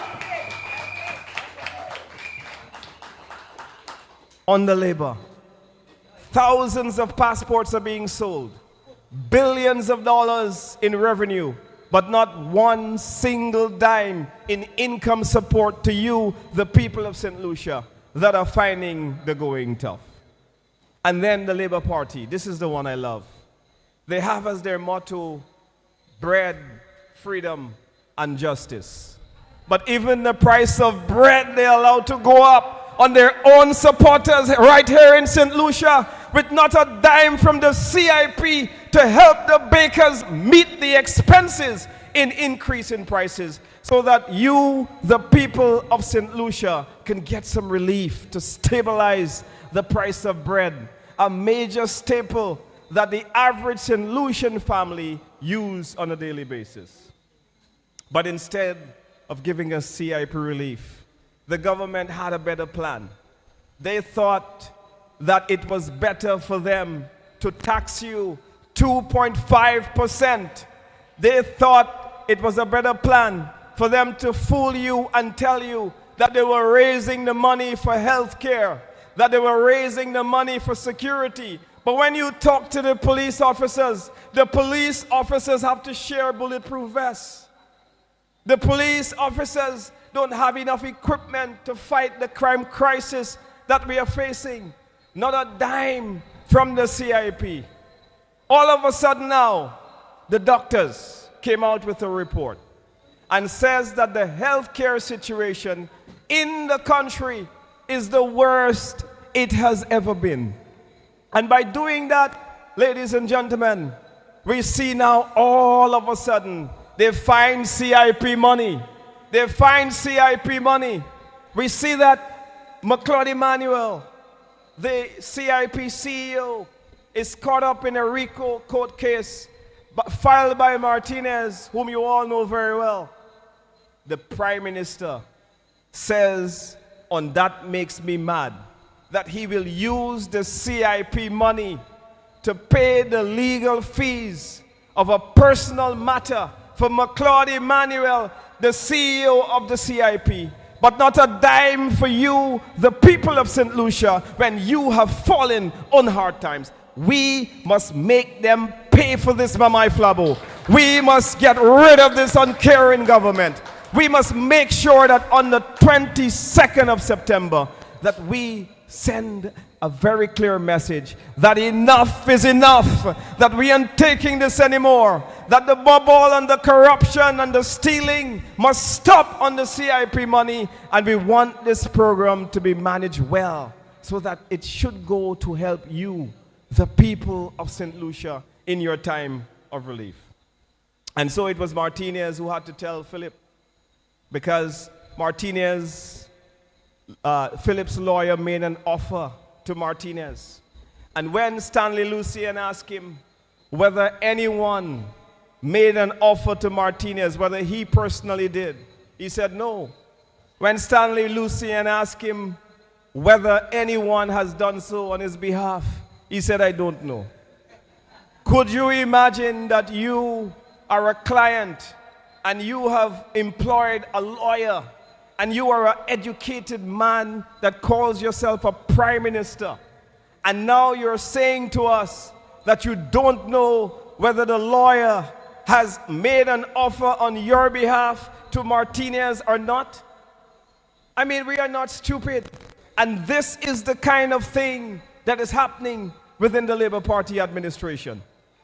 And so it took Martinez to say to him that he is not asking this money from the taxpayers of the country, but he was asking for the criminals in the CIP scandal to pay up once and for all to pay for their sins. It took Martinez to say that you, the taxpayers of this country, should not be paying the legal fees for that crime. But it should be the people who have committed the crime in the first place. They are the ones who should pay, Mama Flabo. And we must make them pay. So all of a sudden, they found some money to put in the hospital. And you know, the people that deserves the credit for that, the people that deserves the credit for that are all of you that are calling the various talk shows and applying pressure and tell them that something must be done with the CIP money to rescue the crisis that the country has found itself under. And so, Mama Flabo, this government continues to take us for a ride. This government continues to get their friends rich. This government continues to pile up the pockets of their friends. Those of them who are asking for evidence, I want to say to them that we will give them evidence. We will give them evidence. Already we have evidence that a certain law firm in St. Lucia would have processed at least 450 files of all Arabs into the CIP program. And if they want to test the UWP, we will make every single name and every single file of every application that they have received in 2 months. We will make it public. So don't test us. Don't push us. We have been nice and decent people. And we have been trying to be civil in this matter, to make sure that we do what is right by the country. But don't try us. When our political leader tells you that he went to Washington and the evidence is overwhelming, do not try to doubt him, because he had the guts to go. Why Philip J. Prayer couldn't go to see whether what is happening with the CIP program, whether the evidence is indeed true. What are you afraid of? What do you have to hide? What are you trying to cover up? Why are you trying to make an agreement with the lawyers? What are you trying to do? But you know, Mama Flabo, if you steal a pack of conquerors from Massey, they'll put you in jail with no bail. But for their friends, they are going to spend millions of taxpayers' money to cover this up. And we must make sure that this doesn't happen. We must make sure that we fight them for every single dollar of our CIP money. We must also do this. When we win the next election, we must make sure that, like Dominica is doing now, and like Grenada is about to do, and St. Kitts has talked about doing, that we must revoke every single passport that is illegal. We must revoke all of the passports that have been sold under the legal price. And so, this is the most important election. This is the most important election in the history of our country. And we are not here just seeking power, but we are here seeking to govern this country properly, to institute policies that are going to work for the people of St. Lucia, that will say to every woman, every man, and every child that the United Workers' Party has always been and still is the party of great possibilities, the party of opportunities, the party with a vision for St. Lucia, and the party that will rescue our country from the crisis of labor. Mama Flabo, let's go on the 22nd. Let's win for the UWP. Let's win for St. Lucia. Good night, Mama Flabo. Thank you very much. Thank you very much, Senator Fede, the next parliamentary representative for ancillary canneries. Ladies and gentlemen, we are coming to the end. So should I just say good night and go? Something is missing, right? Okay. Ladies and gentlemen, to close the show, I'm going to present you with someone of vision, someone of performance, someone who has proven himself, who has a track record, someone who is ready to deliver St. Lucia from the slums that the St. Lucia Labour Party has placed us. The St. Lucia Labour Party, the party of secret lies and propaganda, cannot fool us anymore. So, tonight, I want to call to this podium the person who will lead the charge in rescuing St. Lucia. I was once told that what a man has done, a man can do. We saw how he handled himself by bringing down the unemployment rate. We saw how he handled the deadly COVID pandemic. We saw how he handled the economy of St. Lucia, and we saw the respect that he brought to our little island. It is time to bring that back. And so to ensure that we bring that back, I am going to bring to you right now the leader of the opposition, the political leader of the United Workers' Party, the parliamentary representative of Miku South, and ladies and gentlemen, welcome the next Prime Minister of St. Lucia, the Honorable Alan Michael Shastney.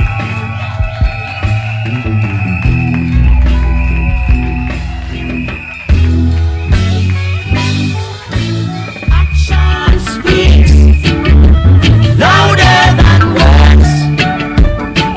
Don't be deceived by all those fancy talkers. Action speaks louder than words. Don't be deceived by all those fancy talkers. 'Cause a man can say, he'll turn your night.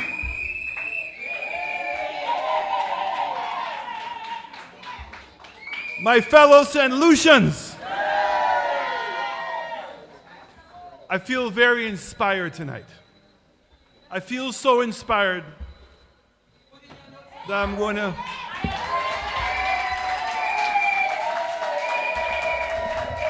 to speak from my heart. First of all, I know they were celebrating tonight an amazing gentleman, a person who has become beloved in St. Lucia, a person who has a crystal ball that would always tell us what was going on, a man who named me T-Point-Toot. Tonight they were celebrating his incredible career. I'm sorry that I could not be with him tonight, but I think that he would understand that I had to give priority to my family, the United Workers' Party. I also must say to you that I spoke to the right guy, Guy Joseph. I know that he's very heartbroken that he could not be here tonight, but again, as you know, he's been attending family business. But the fact is that Guy Joseph has done so much for this constituency of Castries Southeast. Everywhere you look, you see his mark. You see what is left over. And he had a vision for Castries Southeast. But more importantly, he had the energy to take that vision, not just to Castries Southeast, but in every single ministry that he has been in. And I'm going to say that I am proud to know Guy Joseph. I'm proud of the work that he's done for St. Lucia. And I would like to encourage all of my candidates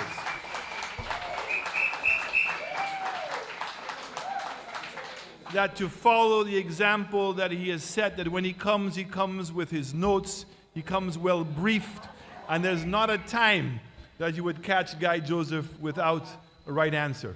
You know, it reminds me of a story. I had an uncle who lived in the States, he was a doctor here, Dr. Shastny. He was an optometrist. Some people may remember who he was. And he was working in a doctor's firm in Massachusetts. And one of the doctors came to him and said, Mr. Shastny, Dr. Shastny, I see you wearing suspenders and I see you wearing a belt. Why that? Why are you doing that? He said, because none of you are ever going to catch me with my pants down.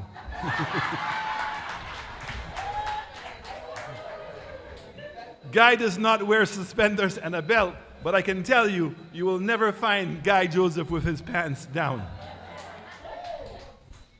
So we have a very big meeting on Sunday, the 22nd.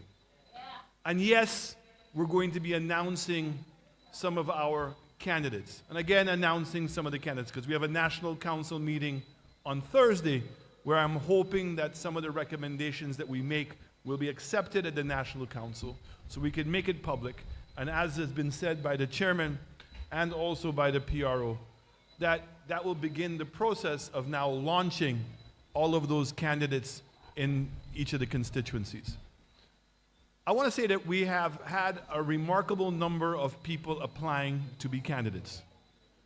And it's very important that we make sure that every single person who has had the courage and also the willingness to participate in this process remains with the United Workers' Party afterwards and continues to fight. As I've said repeatedly, there can only be one rep for each constituency. But that rep could never win by themselves. And Sir John used to say, there are many rooms in our castle. There's much work to be done. And all the persons who are putting themselves forward, let me remind all of us that they have a role to play afterwards. And we are to celebrate them and to congratulate them on participating in the process. And if they are not nominated, it's not because they're not good. It's just we have to choose one person for now. But we need everybody to want to make a change. The significance of the meeting on Sunday has become even more important, because we are at a crossroads of this country, in this country. And what took place on Thursday is the greatest disgrace, the greatest embarrassment, the greatest level of disrespect to the St. Lucians and to our legal process has taken place and been committed by Ernest Hilaire. The idea of putting out a statutory instrument to cover up what everybody has been saying all along, that the infrastructure program of CIP, Pabo, there's something wrong with it. Everybody knows that. And so when you came now and you put out an instrument to amend it and to make it retroactive, is to do what? Is a cover-up. When you have a law, and how you have it in your mind the law is supposed to be, and it's not working out that way, and it's impacting people, I get you going back and making a change retroactively, because you're retroactively changing it to fix up the problem that's causing pain to the people. But a government is not supposed to do that to protect themselves and to cover up their own bubble. That is what's taking place. And we've reached a point where if we don't take a stand, we are going to lose our country. I would say to you, we're going to lose our democracy. But too many of us don't know what that word means. We're not giving it the value. Democracy is about you. It's about your individual rights. And then no government and nobody can come and make you feel like a lesser person in your own country. Never should you have to go and beg anybody for a job. You should not have to be begging people to get health care. You should not be begging people to get a proper education for your children. You should not be begging in order to make sure that you are safe in your home. In my own constituency, when a mother can be home with her child, and in the middle of the night somebody comes in and shoots that child, and that child is now dead on her lap, and we say nothing, you know what that tells me? We don't value democracy. We're not holding the people we've elected accountable for basic things. Sunday is about taking a stand. I listened to Rick Wayne on Friday, and I listened to many of our own Flabo people who were upset with Rick and saying people should go and protest against the opposition. But Rick was making a pappy show of people. Because how ridiculous it is that you would go and protest against the opposition. But what Rick was saying is right. If I have written letters, have I written letters? Yes. Have I gone to court? Yes. Do I go and protest? Yes. It's not enough anymore. No. I'm sorry. It's not enough. There's a great saying, and it says, the greatest fear is fear itself. You cannot be so fearful. It is when we have fear in our heart, in our own country, that we must find the courage to stand up, because it's wrong. It's not normal.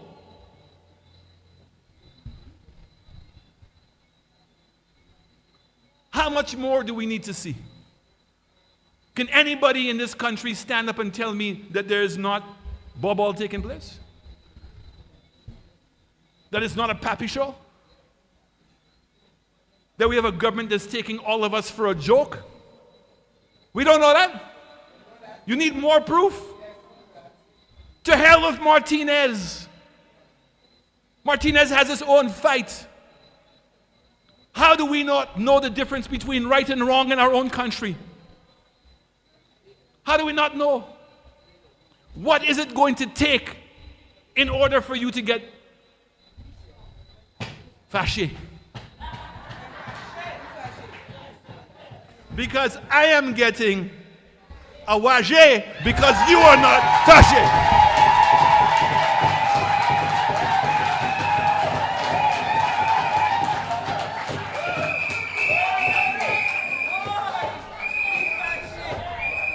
And I need all of you in St. Lucia to get a wagé.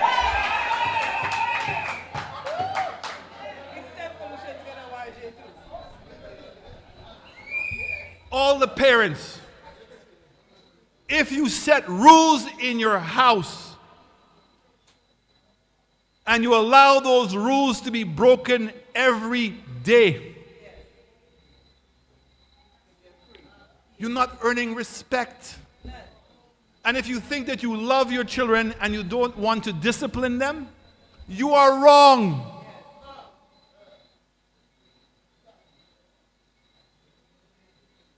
In a democracy, every single person's voice counts. It matters. That's why every single constituency is supposed to be equal size. Because every constituency is supposed to represent the same number of votes. We have a situation right now in St. Lucia where the government is influencing and intimidating the judiciary system. It's a fact. They're the ones appointing some of the magistrates and judges. We have a chief justice who was the former deputy political leader of the Labour Party.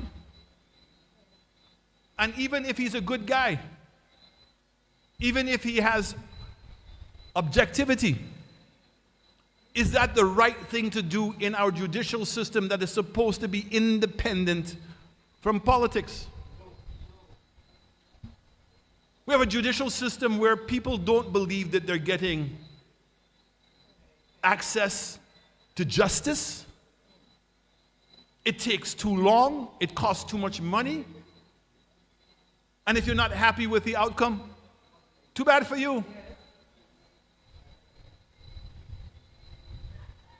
We have public servants who are being influenced and public servants who are being intimidated. And as a result of it, are not doing their job. They're being paid by the taxpayers of this country, and they are there to be the representatives of the people of this country. And they're remaining silent with all of this papi show that is going on.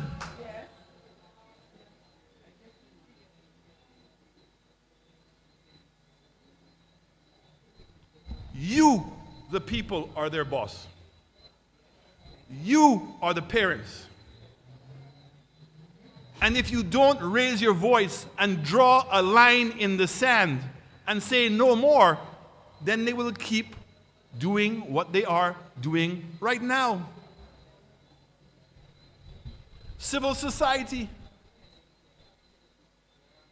You had a medical and dental association during the last elections, Dr. St. Rose, parading as a politician and using the medical and dental association and telling me, oh, that's an objective voice. When they finally replaced him, did anybody apologize to the people of St. Lucia? When Rene St. Rose was president of the Bar Association and used that position to go after United Workers' Party, and she was replaced, the Bar Association apologized to the people of St. Lucia when she made statements that she was not authorized to make statements? The National Trust.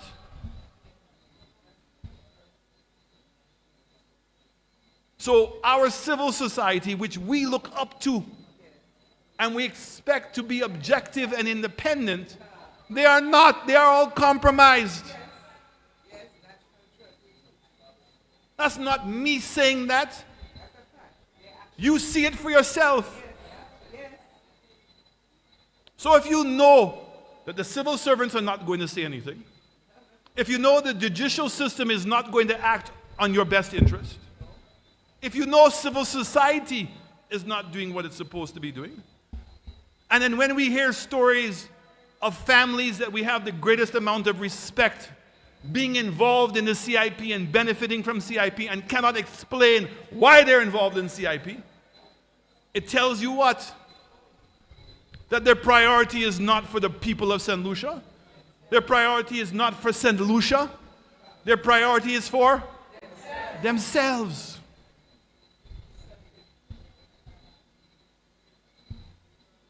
I've told you who I am, why I'm here. It's not today. When I was a teenager growing up, those same families, I will not mention a name, but they know who they are.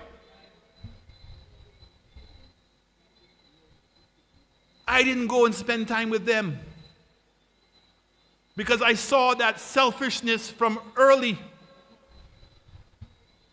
How you can claim that you were a St. Lucian? Drive around St. Lucia, go around and see how people were living and how you were living and not want the same thing for everybody else. You just want to focus on yourself. That's why I may not always agree with Dr. King, Stephen King, but I respect him. I respect him. Because at the end of the day, he grew up in a privileged family.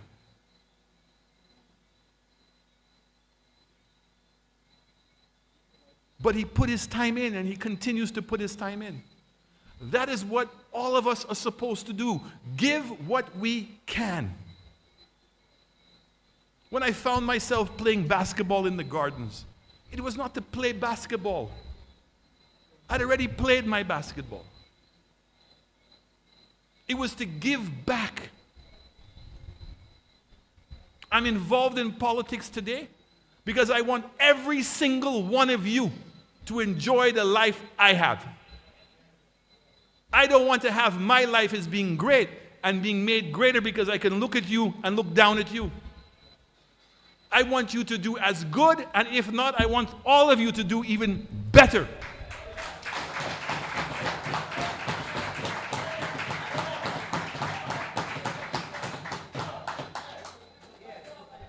And I'll get personal. That's why I have no respect for Reno Gajada. He's a hard worker, but it stops there. How can it be that you want to do all the work? That is the true Point tout in St. Lucia. You want to get all the work? And so what? Everybody's supposed to work for you? And for your salaries? And then when you're doing your papi show, your coco macaque,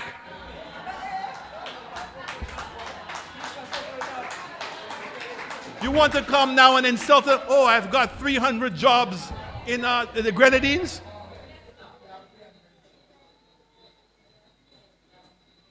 It's time for some of the people in this country who pretend to be the leaders of this country, who pretend to be St. Lucians and to care about St. Lucia. It's time we call them out, and it's time that we stand up and take our country back.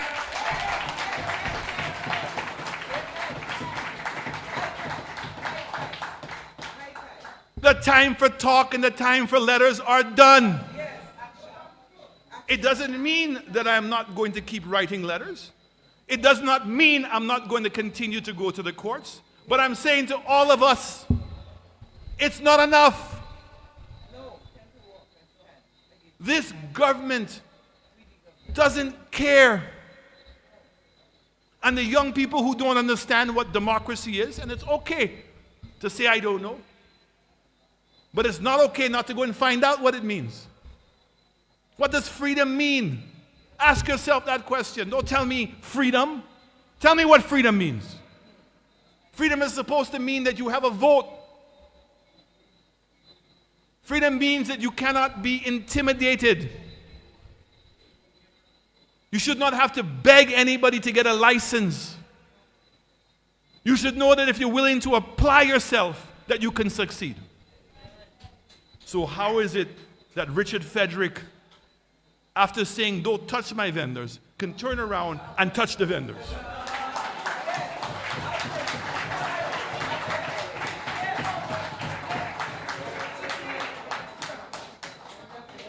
And so what Rick was saying is when we see that and we know it's wrong and we say nothing, then we are also guilty.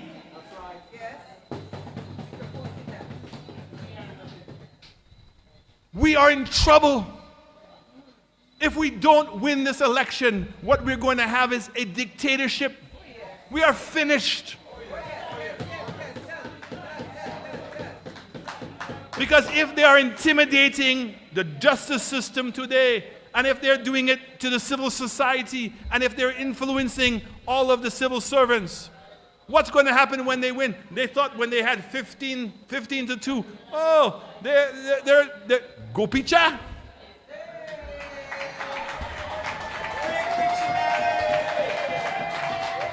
They're in charge.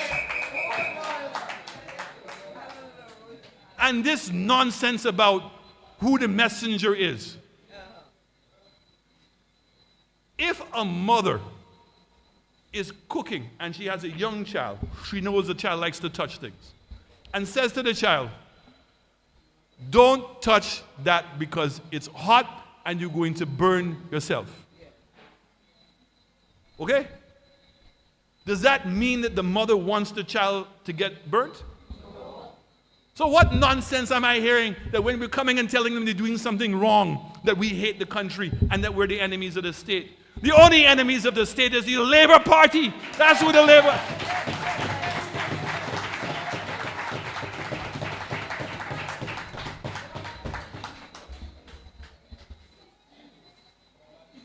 What the Labour Party is doing, my people, is that they are robbing the future of all of us. When they sell off the port for 40 years, that's 40 years of revenue gone. When they take an $80 million from NLA, and then NLA has to pay back $800,000 a month for 15 years, the money is gone. When we could have finished a brand new hospital at St. Jude's, 75 million, because 25 million we owed and 50 million to finish it in 6 months. Here we are 3 years later, and you want to go now and borrow $265 million to do what? That's our future that is being sold. That's right. You see how you know? Y'all are smart. So what they're doing is they're taking the money that belongs to us, the people. And when I say to us, the people, that's money to fix up the roads. That's money to improve the healthcare system. That's money to make education better. That's the money to grow our economy and to help pensioners. Okay? That's our money.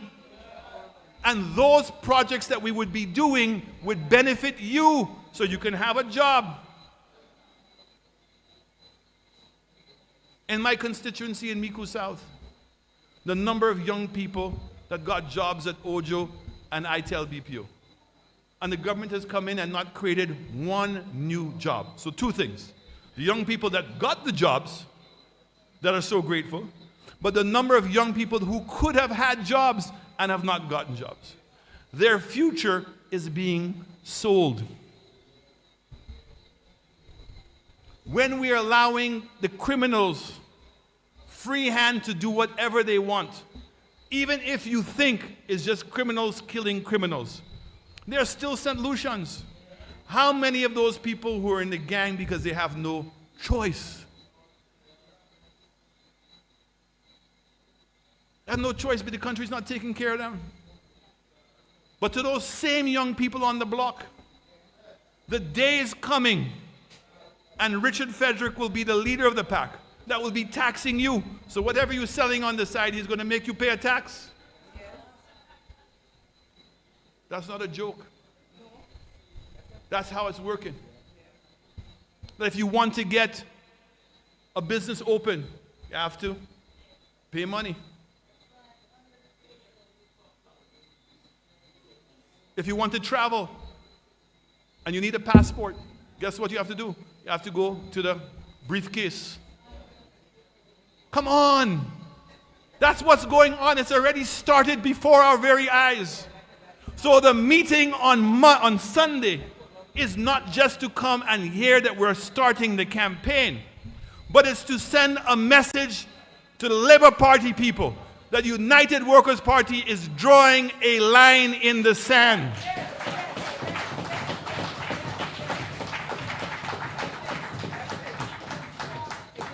And if you will not stop selling our passports, we will come to the CIP office to make sure that they stop selling the passports.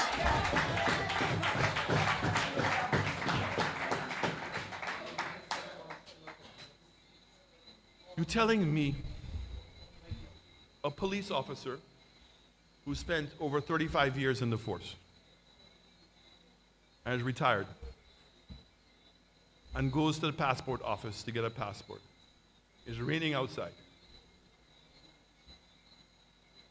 And they walk him out and close the door behind him and tell him, "T." Really? And we are not going to develop the attitude that when you touch one, you must touch all. That's the only thing the Labour Party is going to understand. They are lying to you every day. You see it for yourself. It's not about me and people who come in. The people who tell you that they want the evidence, you know why? It's because they're benefiting. Call a spade a spade. I'm going to sit there and try to have a conversation with somebody to convince them what their eyes are showing them. You need to be convinced there's a problem at OKEU? So here's it. You go there, you see what's going on, and the Labour Party is telling you, oh no, when you went there, what you saw, that's not true. Everything is good. Finally, the minister comes out and admits the truth. They owe over $75 million. The money from CIP belongs to you. Dominic put it in a different way. $20,000 each. But it belongs to you. How come you have to go and ask somebody else permission to tell us how many passports they've sold? How much money is in the account? How is it we cannot know that? So, United Workers' Party has begun the process. And you saw today some incredible young women, some young men, and you have some experienced politicians here who are willing to stand up. That's why I love Spider. Spider's not running. There's no benefit for him. But he's willing to be on the forefront and to stand up. And even if they threaten him, he's willing to stand up.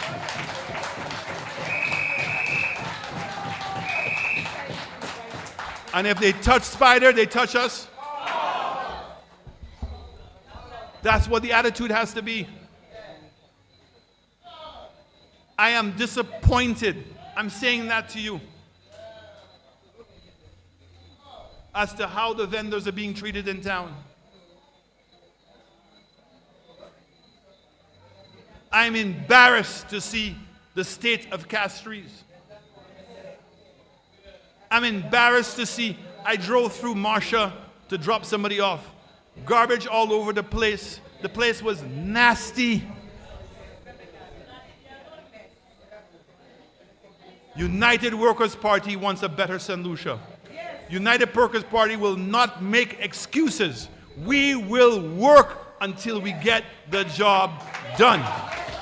And on the 22nd of this month, on Sunday, as Spider says, the campaign has begun. And we're putting the Labour Party on notice. You touch one, you touch all. Thank you very much.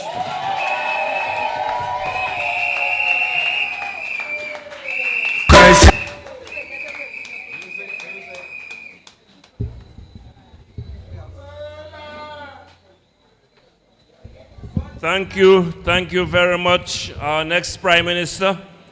And before I close the meeting, let me just say PQ 2459, you are blocking someone, please remove your vehicle. PQ 2459, you are blocking someone. Ladies and gentlemen, we have come to the end of this evening's meeting, but things have just begun.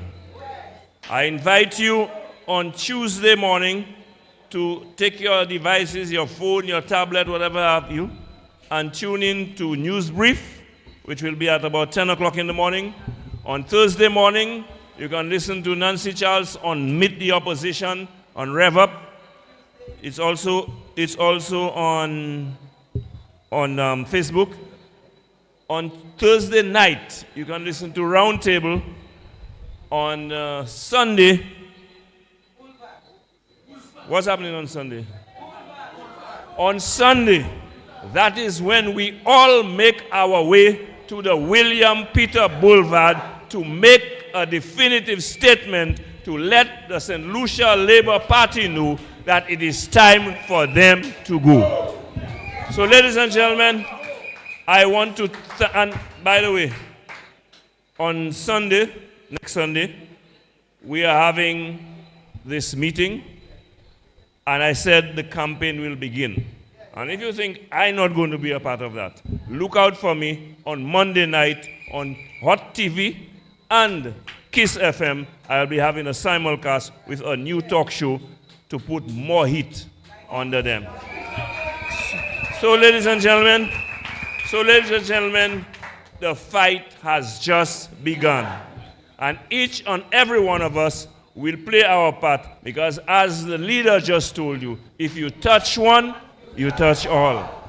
Thank you, ladies and gentlemen, for coming out tonight. Have a good night. And a special good night to those of you who are watching us on live stream. Thank you very much. Get home safely. God bless you. Whoa, my God. I want the poor man know what to do. Oh, I want the rich man live now. Oh, everything gone up, everything gone up, but you the gun crisis. Everything gone up, but you the gun crisis. Everything gone up, everything gone up, sugar gone up, flour gone up, rice gone up, milk gone up, meat gone up, salting gone up, baby feed gone up. The Workers' Party will continue to ask for answers. We will continue to ask the hard questions pertaining to the running of this country. So whether it be on the national lotteries, whether it be on crime fighting, whether it be on the management of the healthcare situation in the country, and whether it be on the CIP program, we have one question: where is the money? And Mama Flabo, we will not stop asking that question until we find our money, until they account for our money. We remain focused and resolute, because the money does not belong to them, it belongs to you, the people of St. Lucia. At the end of the day, the onus is on us as members of this party to defend the people of this country. You hear me? The onus is on us as citizens and members of the United Workers' Party to defend the rest of St. Lucia, and we are going to defend it every working day. Every working day.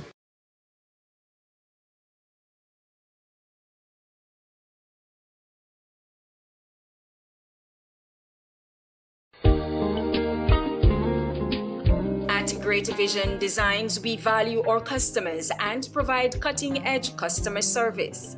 Great Vision Designs specializes in television broadcasting and live streaming of funerals, sports events, weddings, meetings, shows, and more. Call us today at 722-6542 or 726-9914, or follow us on Facebook and YouTube. Great Vision Designs, coverage you can count on.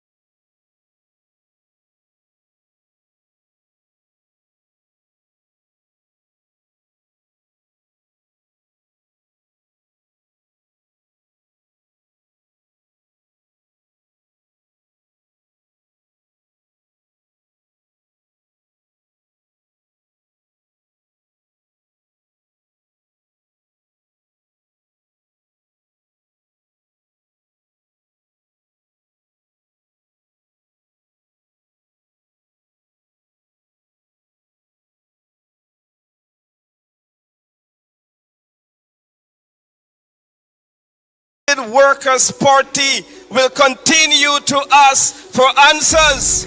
We will continue